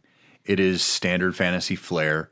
The story is actually way more interesting than the first one, but it's still kind of like, all right, you're trying to go for a Game of Thrones thing, but you don't have the chops for it. Yeah. But everything else that's tagged along with it, the mechanics, what you can do to customize yourself, the leveling system is really good. The buying and use of skills, fan-fucking-tastic. I'm playing as a warrior right now. I got a big, great hammer, Yeah. much like yours. And I am absolutely wrecking house. Here, I'll show you how my character looks. I took a picture this morning just because I was like, I gotta show Brad how cool my character looks. It was cool that they released the character creator before the game came out. Yeah. I think every game should do that. Allow you to spend your 3 hours making a character before you get the game. Oh, yeah. I like that hammer.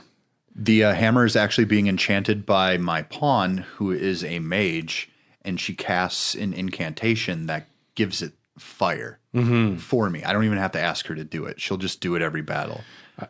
Pawns, Pawns rule, man. I think this game is worth playing. I'm not a shill for it. I think all microtransactions are kind of dumb, but don't overlook it.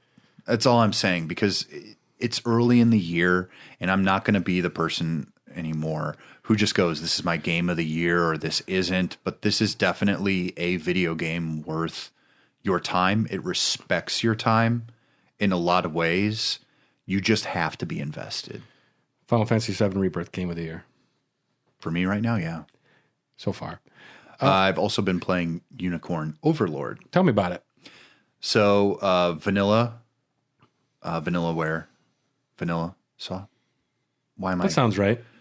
Okay. Sorry. They made a lot of great games. Odin Sphere. Lacrimosa. No, That's a subtitle of Odin Sphere. it's Leftriser. Sure. I just That's said, fine.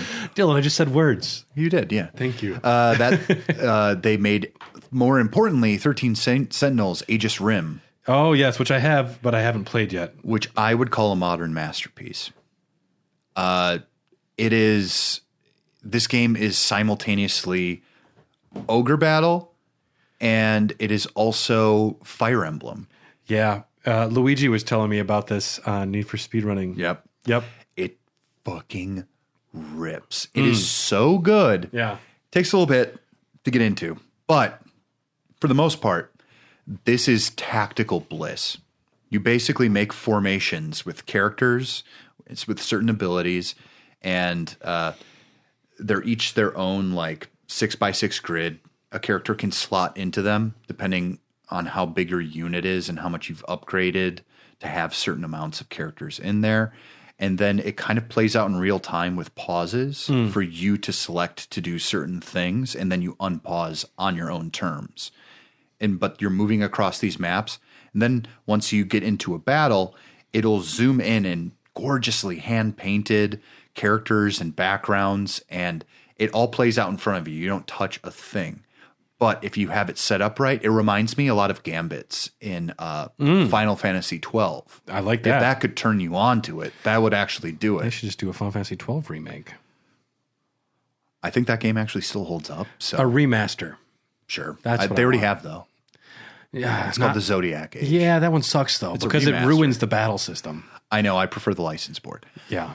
Yes, I've played both. I just this game is, I can't express just how this game kind of absorbs you and the level of customization you can get into, the sheer amount of characters that you can put into units and switch around. I've made devastating combos, like adding the wizard to the back row, like all this stuff plays in, and then you got a great shield guy in the front who blocks for all of them. And I'm basically past the act 1, quote unquote, and I had to put it down for a little while because I realized I was neglecting my wife and my brand new dog. So Balatro. that's and I put it I'm down. paying attention. It's like, yeah. What do you want to eat tonight? Not now. What did you say? Oh, the dog needs to go out. One sec. Oh, she's already pissing. Just let me finish this. Let me finish this round. Yeah. That's how it feels. Uni Overlord. I will say this is probably going to end up being one of their crowning achievements. I will say, play Aegis Rim first. Please, I need someone to talk to about it. Well, let's segue then into a brand new segment, which if there wasn't too many segments on the fucking Dogcast. What are we going to be playing? What's next? What's next? What's next on your docket? And Ayuden Chronicle 100 Heroes comes out next month in like 3 weeks, 2 or 3 weeks. And from the creator, Akira Toriyama, I forget his name. The creator of Suikoden. And he passed away recently as well. So this is his last. This is his last one, but he came back to make this game after he left video games for a long time. And super pumped to play this RPG. Me too. I can't wait. And we will do an episode at some point about it. I'll borrow you my physical copy once I'm through with it. But I'm just going to buy it. I want to support something like this, so I'm just going to buy it. I can't wait. Ayuden Chronicle is around the corner. It's gonna go so good on my Steam Deck. And then I think that the way the timing will work out, Shadow of the Erd Tree might be up next, the DLC. Oh. Otherwise, Spider-Man 2 and Alan Wake 2 are both sitting on my PlayStation waiting for me. Yeah. And I really want to play both of them, but that's what I think I'll be playing. But then again, Sure. You might hear about a game called Balatro and you might ignore everything. Okay. Well, let's talk about the topic of the podcast. Let's get into it. Canceled games. Like I mentioned before, this was a topic suggested by Ryan, deliverer of beers and happiness. Truly. Except for that one. That one's weird. I finished it. It was very sour. It's a lot. That's a 1 can and done. Yes, that was a lot. I don't think I actually could do a full can of that. I could. I couldn't. I'd feel sick. Yeah, so video games that for one reason or another got canceled and didn't make it to release. And what we're going to see as a pattern here is mostly going to be beloved franchises are the ones that people make the most fuss about. Like, there could have been another Alien game. Another Castlevania. What, another Castlevania? Yeah, exactly. And in the honor of talking about Battlefront Classic Collection, we're going to start there. Star Wars Battlefront 3 was originally supposed to come out back before EA got its grubby paws all over it. Developed by Free Radical Design, 99% complete before cancellation. That's completely fucked up. It's really crazy. Ground-based battles, so you'd be actually, on Hoth, fighting on the ground. You could get into a spaceship and fly into outer space seamlessly into space battles above. No. I know, it would have been really cool. Plus, that 64-player just fucking online multiplayer of that scale. I do love just the toy factor of those games where it feels like you're bumping action figures. I like that into you're each just other. some random. You're just a You can either be a good soldier based on your skill, or you can just be some pawn dying off to the side. You're like, all right. Or I can be a droideka. Oh, I like being the roly Little droids. destroyers. Yeah, I do. I like them.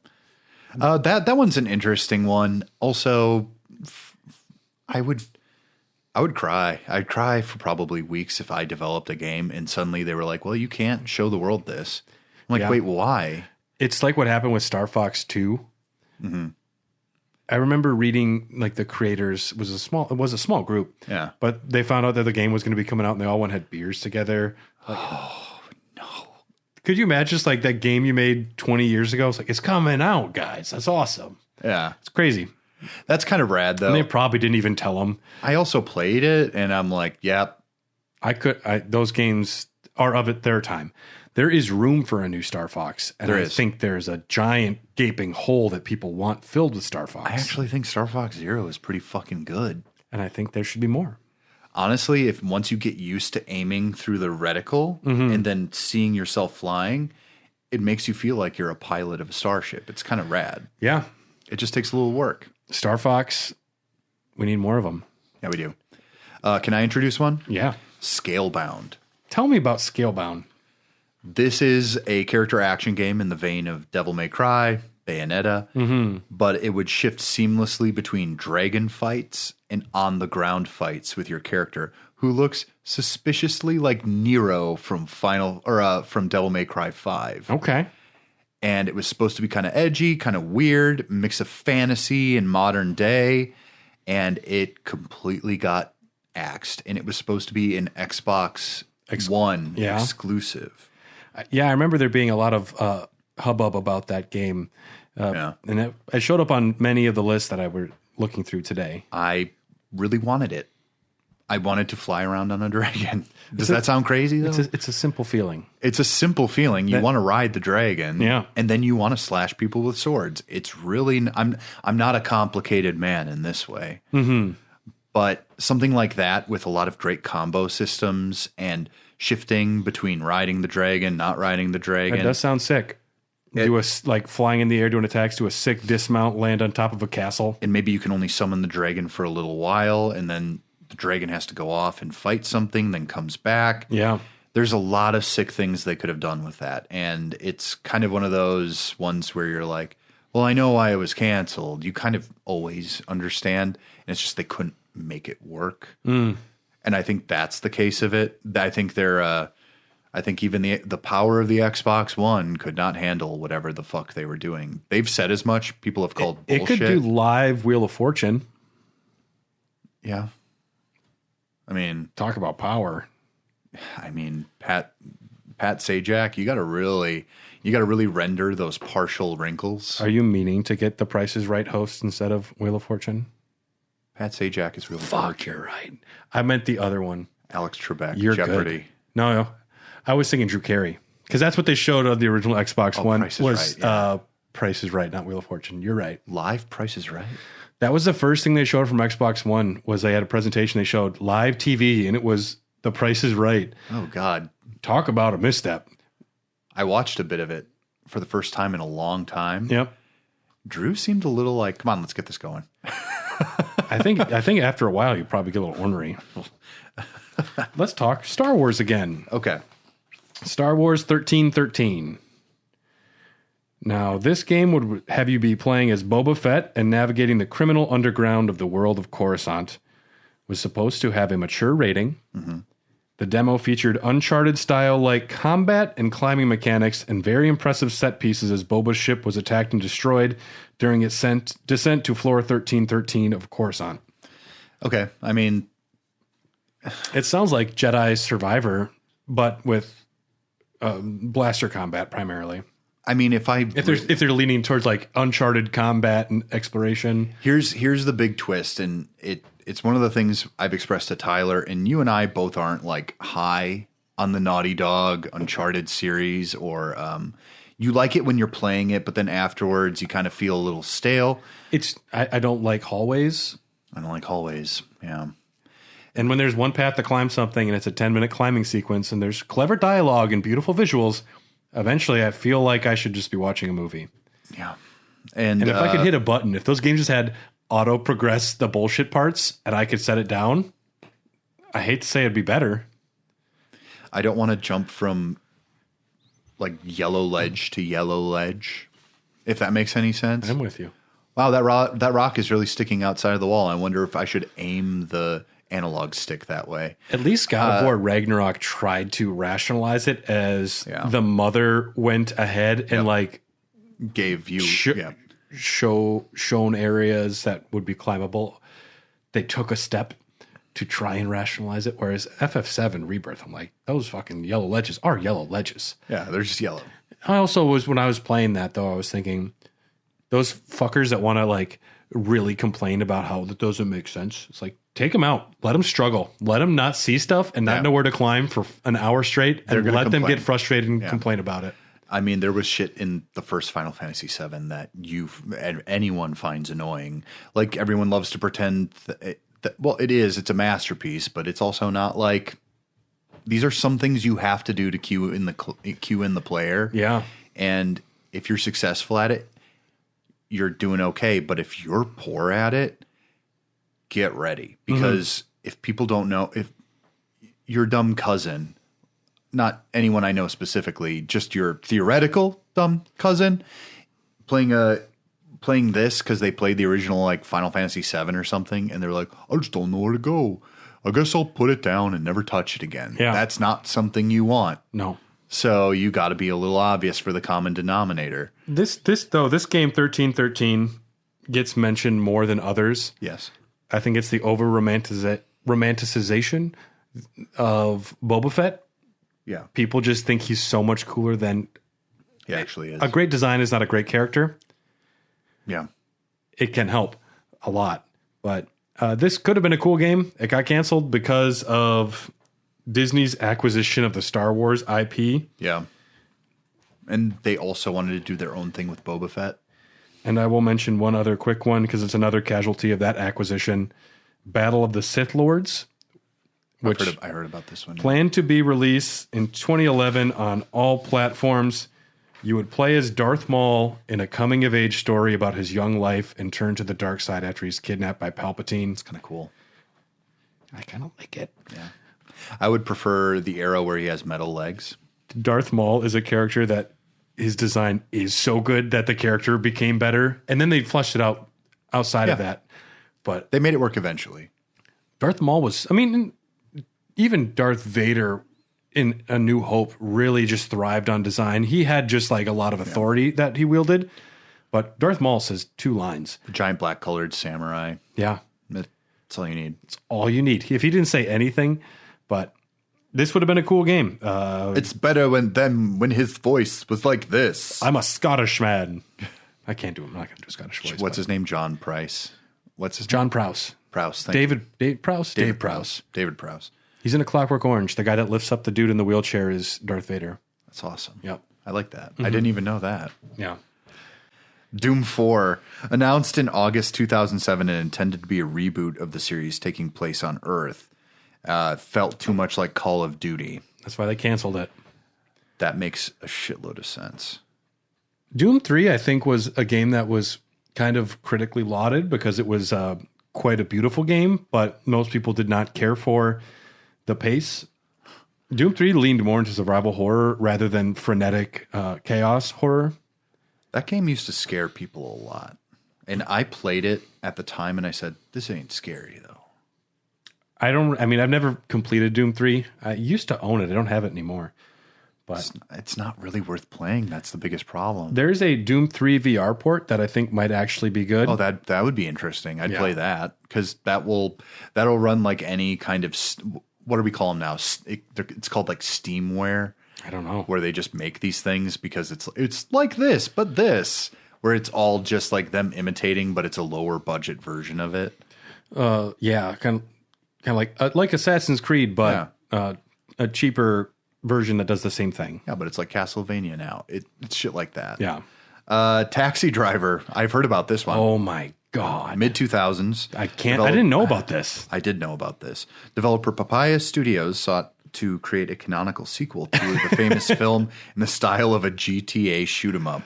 A game that is about the horrors of depression, loneliness, and extreme violence and PTSD decay of a city. Yep. Yeah. Let's make a shooter. Also, one of my favorite movies of all time. Top 5 movies of all time for me as well. That Taxi Bernard Herrmann Drivers. score. Oh my God, yes. And it is the saddest film about loneliness. It is the loneliest It film. makes you feel sick. And I know that Paul Schrader, one of the writers, said it was largely about his experience moving to a new city and not knowing anybody and feeling completely alone. And the city has its own dangerous aspect to it. It's funny because he made that script, which I think is technically one of those perfect scripts. Mm-hmm. It's also one of those styles of movie that they just don't make anymore. Yeah.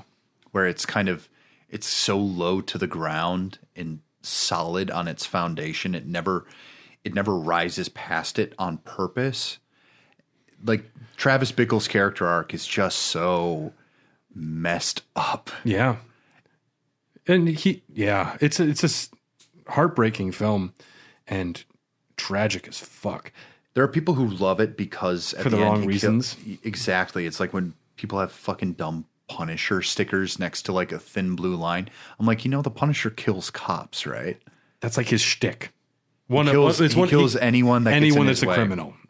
Yes. It doesn't matter who it is. Yeah. So yeah, don't use the fucking Punisher. My favorite part. Can I make a personal plea? Yeah.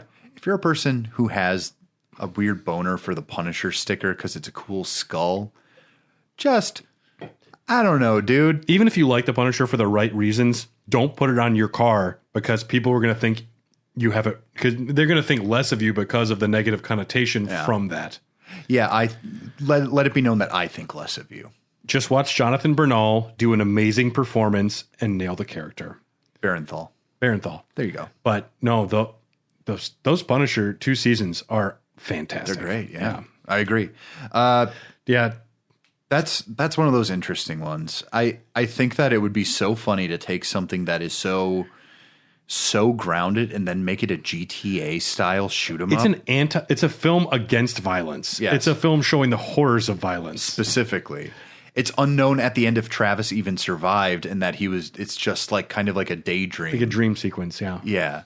So it wasn't glorifying it at all. I love that Scorsese was vehemently opposed to the idea of this game. So when it got canceled, he was very happy. Also, one fun fact. Sure. Robert De Niro actually drove taxi for like a couple weeks in New York City. He got his license just to research the role. I fucking love that. And somebody got picked up like, "Hey, you're Robert De Niro. You're that good actor. What's up?" I like that. And also, he also just had a child. Yeah. He just had a child. Oh, He's like 80. right now. Yeah. Yeah. I saw a picture of it. Yeah. It's very weird. You're not even going to see your kid's 10th birthday. That kid whatever. is also going to have No, he's not. more opportunities for Anything, I guess. he's going to have more opportunities in life than most people will get. It's true. However, I'd rather have A dad. Yeah. Yeah. I think that's irresponsible. Prey 2, which is actually, have you ever played the original Prey?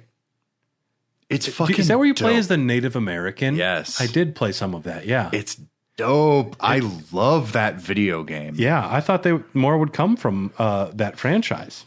No, apparently the sequel was supposed to be set on like another alien world. And you're just like this kind of detective guy who got transported there. There were supposed to be like bounty systems and the whole entire thing. And you're kind of a fish out of water. It's less shootery, but that game was in development hell for so long. I knew kind of immediately that it was going to go by the wayside and we weren't going to see it again. Plain and simple. Then they made the actually fabulous Prey made by Bethesda, which is a remake. That's a remake. The newest. It's not a Prey. remake. It's a reboot. It's basically not even close to the same game. Is it supposed? I mean, is it the same IP or is it just? It's the same IP, completely different idea, set in a completely different world. That's called being dumb. It takes place in a world where if you actually pay attention to the world around it, because it's a bit of a BioShock, Okay. But There's always a that means lighthouse? something. There's always a lighthouse. No, not really. It takes place in Give us the girl and wipe away the debt.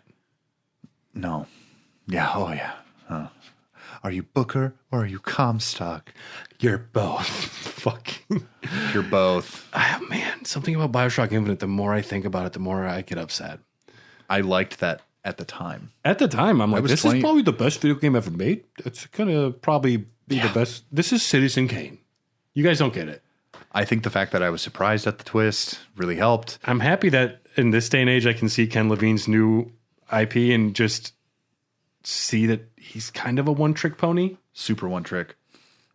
At one point, he was developing something. Speaking of canceled games, at one point, he was developing something that really was not Bioshock-ish at all. Yeah, I mean, And that completely in got the vein like, of canceled games, the first 10 iterations of Bioshock Infinite. he was trying to do a game that like played with shadows or something. I can't really. Yeah. Do you remember that one? No, but you reminded me of the canceled Portal 2 game, Oh, which was going to be called Aperture and about cameras.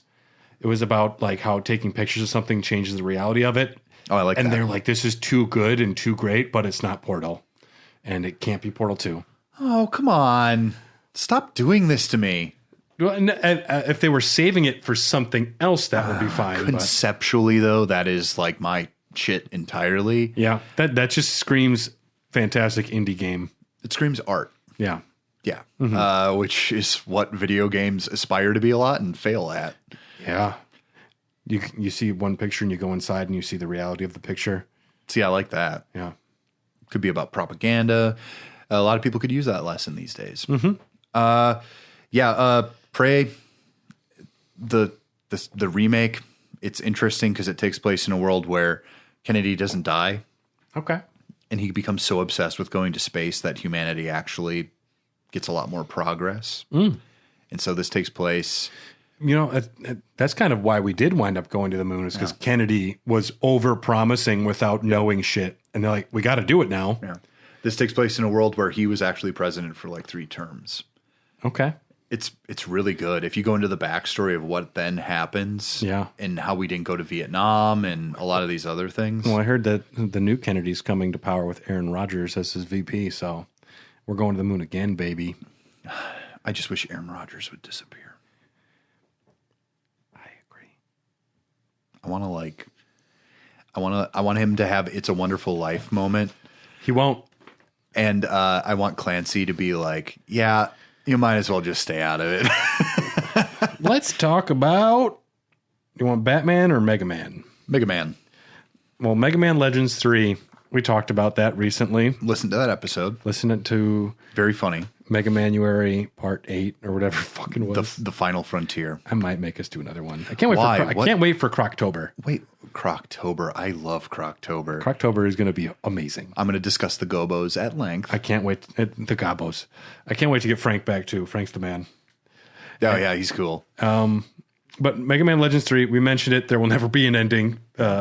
He's still stuck up there. Mega Man Universe, though, was an interesting game that never came out. Planned to release on the PlayStation Network and Xbox Live Advance sometime in the early 2010s, where you could create your own levels and characters in the style of Mega Man 2. Mega Man Maker, which would that have been before Would have been Mario before. Maker? That's 2015. They missed out on a big opportunity. My God, could you imagine? Custom Mega Man levels No. be fucking baller. That would be amazing. Also, they'd make like the nearest to impossible levels that you could ever play. They already did in Mega Man's 2, 3, 4, 5 Sure. ish. You know what I mean? But Yeah. I mean, I played them. this is a not only a game that got canceled, but I think a game that could have set the tone and moved interest in what video games were doing at the time. If this had come out before Mario Maker, I think this would have opened the door for maybe more franchises to do something like this. I think the fact that people haven't jumped on the Mario Maker bandwagon Yeah. is kind of weird. Didn't Legend of Zelda do that a little bit with one of its dungeon creators for like Link's Awakening? Yeah, but it's bad. Yeah, but Legend of Zelda, if they just did like the classic Legend of Zelda Maker, Yeah. I think that'd be fine. I think it It's takes simple. a lot. I think it takes a lot more interface work. Simple tile set, just change the colors, which is what most of those dungeons do anyways, Yeah. and just drop enemies in, and then you can just make little puzzles. I think that would work because a lot of those enemies work on either predetermined paths or complete RNG. I'm going to bet you $1 million Nintendo has a playable Zelda Maker. test version of this, and found that when you can make your own levels, you can be a little too dickish. And it would be less. Well, but also Mario Maker does that too. Platforming is a little different than puzzle solving.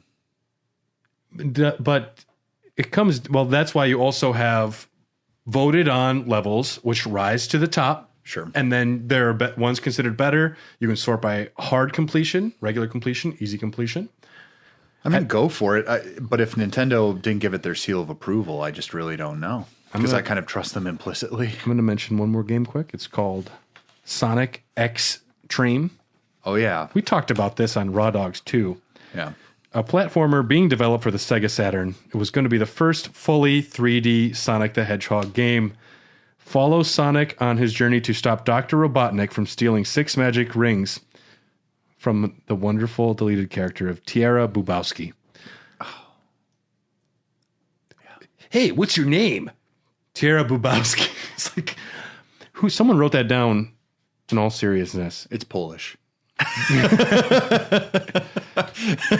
What did your mother do?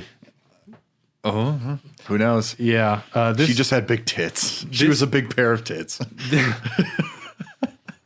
She was a bat. She was a bat.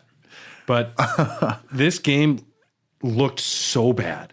It looked like the least playable piece of garbage ever. The kind of game that you would buy because it has Sonic on the cover. You'd spend $70. 70, yeah. And you would play it because you bought it, but you'd be frustrated and not enjoy it. Yeah, that's exactly what that It looked so bad. Yeah. And they didn't get it. No. And that's the reason it was also canceled. There are people who made fan versions of this, by the way. Yeah, people are are out there. They've They even been wanted to make modded their to own. take the original like working demo beta build and If Sonic Frontiers didn't already exist and actually did it extremely well, that's one of those games where I'm like, I wish I had played that in the year it came out. But if that didn't exist, an open world Sonic that someone else created, could be pretty fucking fun. the problem with this game and some of the 3D Sonics that came out afterwards is it missed the core idea of what Sonic was. And it's almost more of like a Tony Hawk game where it's knowing your runs and like hitting jumps and maintaining speed. Yep. It's not about clunky platforming, which happens in Sonic games when something goes wrong. Yeah. I mean, yeah, definitely. I think that what Frontiers gets right is the speed. Mm-hmm. And it doesn't make it feel awful, which it easily could. Yeah. Also, the boss battles in that fucking rule, dude. There's Still need to play it. You still have to. I'm just gonna come in one day. It's just gonna be photos of Sonic the Hedgehog everywhere, and you're just gonna be like, I'm gonna get a tattoo tomorrow. My left leg is being saved for something special. What are you saving it for? Tiara Bubowski. Do they have concept pictures of Tiara Bubowski? I'll look it up. Okay. You choose another game. Okay. There's some on here. I'm going to go to fucking incognito mode and I look up Tiara Bubowski. Oh, yeah. This one, Avengers 2012. Yeah. Yep. First person game made by THQ. Okay, wait a sec. Do we have Tiara Bubowski? Oh, my God. Did they actually use her in something else? Life is a pineapple bitch. Save that one. Oh, my God. Life is a pineapple patch. Wait, don't pineapples? No, they grow from the ground, right? I always picture them forming from trees. I don't know. I always picture them coming from trees. No, they're from trees. Yeah. Okay. Life is a pineapple patch. These ones grow from the ground. What does that even mean? Oh, I love that. Who created that? Some major fan of Tiara Bubowski. Someone's like, oh man, the glory days that could have been. We were so close. I could talk about Sonic so much. Episode 150. Oh my God. So Avengers 2012, that was supposed to be a cooperative first-person shooter, THQ. Not a first-person shooter. When you make a first-person game, you might as well call it a shooter. It wasn't going to be first-person, was it? It was first-person, yeah. Oh, shit. Yeah, I saw a video of it. That's crazy. I didn't even need the paper for that one. I've seen stuff about it. Yeah, because this was going to come out around the time of the movie, but it wasn't based on the movie. It was its own thing. Yeah. You could either be Captain America, the Hulk, Iron Man, obviously. Or this Tara Buboski character. Or Black Widow. Oh, yes. I think those were the 4. Yeah. And I think it was supposed to be like co-op levels. This sounds like a precursor for Gotham Knights. Oh, my God. Which, I don't know. Why do they make video games anymore? You know what? I'm done with video games. We're done. Officially. No, I thought some of the shit I saw was pretty cool. Yeah. The Hulk could like grab items and throw them at people. There's where the first person shooter aspect comes in. Captain America would have the shield. Yeah. Black Widow could just have fucking guns. Mm-hmm. Probably with special powers or whatever. I thought it looked fine from the test concept footage. That probably just got canned because Disney. Yeah. When did that acquisition happen? It happened in like 2014. Because this was in development hell for quite a while. The acquisition of what? Disney with Marvel. I forget. Yeah, I don't know. Star Wars was... It was after the MCU started. Star Wars was 2012 when they acquired... when Disney acquired them. Yeah. Marvel Studios were their own until 2015 or 16. The only people worse at managing a franchise than Disney is Sony. God. What do you mean? We got a Madam Web poster that's going to sit on this table until someone spills too much beer on it. What do you mean? It's me. Did you see Madam Web? Did you see it? I've seen it. I see everything. I can see the future. I can see the future. Do you remember my famous line from the movie about me? What am I supposed to do with this drawing kid? The ending is fantastic. It is the dumbest thing I've ever seen. Wait, the villain is Ezekiel, right? Yeah. Okay. But they re-recorded every one of his lines. I don't know if they didn't like his voice. None of his lips match up with what he's saying. Really? Ever.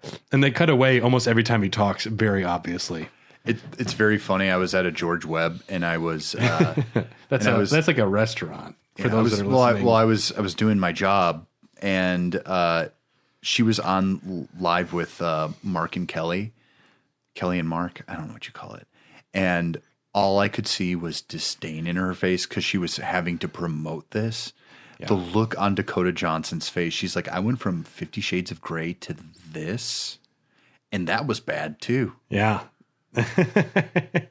Apparently she's got a black mark in Hollywood. I don't know what the fuck that means. No, she does with Sony because she talked mad shit about this film. But I think it also makes people like her more. Maybe. We'll see. Probably. Oh, she's got the right genetics. Just like we watched Fast 8 last night. And I'm like, who's this kid? Oh, you're Clint Eastwood's son. Got you a good role. Yeah. And he's not good. He was okay in it. Scott Eastwood, really? He was okay in the film. No, okay. he got the comedy of being the overbearing young guy. Okay. Well, yeah. You're no Clint Eastwood. Sorry, dog. I love the... yeah. Clint Eastwood's the man. Clint Eastwood rules. He's also a great director and a very generous filmmaker. And he's also very good at talking to chairs. In what movie? The RNC 2012. Was he in the RNC? Yeah, he's a famous conservative. Oh. He talks to a chair as if it's Obama. Oh, great. On stage. Have you never seen that? No. Okay. Well, I don't like hearing about things like this, Dylan. Marty O'Donnell's a great composer of Halo music, and it'll stay that way in my brain. Okay, whatever, man. He looks like a dork. And I'm not afraid to say so. He looked like a dork beforehand. Now he looks like an asshole. I think sometimes canceled games are canceled for a reason. Yeah. And I don't think twice about it. Do Is that making you think of a certain one? No. Okay. You have another one you want to talk about? I mean, in all the ones, Silent Hills, mostly. Okay. Yeah, that's a pretty big one for you. PT, a game I've played, a game you have not played. I've watched the demo, but that's all it is. Oh, yeah, it's a demo. It's a demo, all right. Yeah. I was so horny for it. But it also, the cancellation of this created Death Stranding, so I don't care. Yeah. No, I'm with you. And it got Kojima free from the chains of Konami. So the fact that we lost Silent Hills is in the long run a very, very good thing. Truly, you can make another Silent Hill game. These things you can. I would prefer someone with a vision, like Mr. Del Toro. Yeah. But they did make another Silent Hill game. They made Silent Hill 2 remake or whatever. That just came out. It didn't just come out. It's not out yet. No. No. Okay. No. I would have bought it. I like Silent Hill 2. Wasn't it like a free game? Silent Hill 2 is set to be released in 2024 for Windows and as a timed console exclusive for PlayStation 5 at launch sometime in 2024. That'll be good. We are going to talk about WWE Brawl, Okay. which wrestling games are a dime a dozen. There's a fuck ton of them. And some of them are good and some of them are bad and most of them are the same. Which one would you say is the best? I like WrestleMania, the arcade game. Okay. It uses that, Mortal Kombat style of actually capturing the wrestlers doing moves, but it's super arcadey and over the top. Like a choke slam will like bounce someone like 10 feet up off the ring. Sure. Yeah. This one was one of the most unique concepts for a wrestling game that never happened. Developed by THQ, Power Stone-ish brawler, also compared to Smash Brothers. Up to 4 players in one big... guys. Maybe, I don't know. Yeah, probably.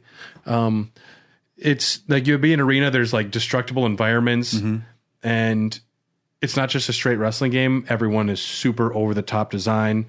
Like if you were the Undertaker, you are 10 times more in debt than he looks like.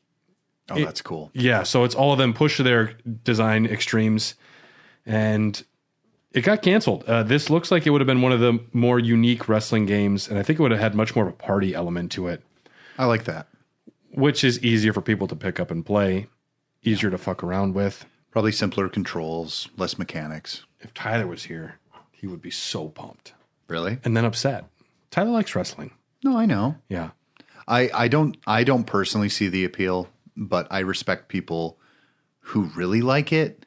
I felt bad that we'd had this WrestleMania episode. We were fucking super into it. And just because it was great. But then there was just a lot of us thinking Vince McMahon was the funniest thing on screen. And then 2 months later, all of the shit came out about him. You didn't know he was a prick. You weren't paying attention. You could know someone's like a prick and like a bad guy, but not know to that extent. But it was not a surprise to anyone. I didn't know that he was forcing sexual assault and shitting on people. I didn't know that. I just believed it. I just didn't. I assumed. Seeing confirmation of it is very bad. I didn't like Jared from Subway, and I knew it. I was like, okay, Mr. Big Pants. Okay, I've Mr. seen Big him. Pants. You're just going to tour around with your Mr. Big Pants pants. No, I knew it.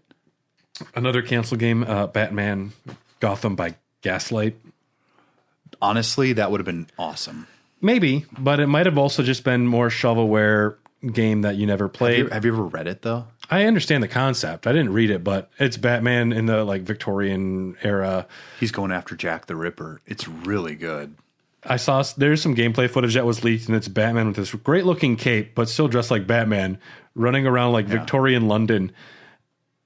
And it just looked really out of place. Of course. Yeah. Because Batman should be moving in the shadows, not running around on the streets. Yeah. Oh, yeah. It should primarily be mission based and take place at night. I'm not a game developer, though. So, yeah. Yeah. I don't know. It makes me think of that Batman, The Rise of the Chinshu game. Oh, yeah. The one with Ra's al Ghul. Which, that game for the GameCube, I'm like, it looks fine, but no one talks about it like it was good. No. And it might have just been another one of those. Yeah, odds are.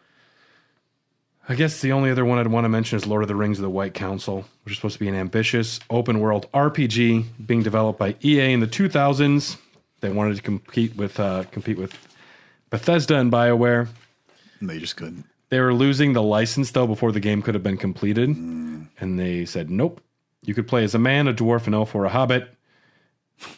Yeah. What's the benefit of playing as a hobbit? I don't know. Did you play as a gnome in Baldur's Gate 3? Yeah. Okay, then. Well, there are halflings in there too. Yeah. Because you can get into small areas and you're quiet. But you have better social benefits from being small. Whereas, I don't know if an open world video game lends to that. I also don't think hobbits would have greater social benefits. They don't really like people. It's kind of what I like about them. Yeah, they're like, I just kind of want to stay home and just work on my garden. That rules. And it's very cool. Yeah. I would like a farming sim where you live in a hobbit hole and you really have to get into the minutia of it.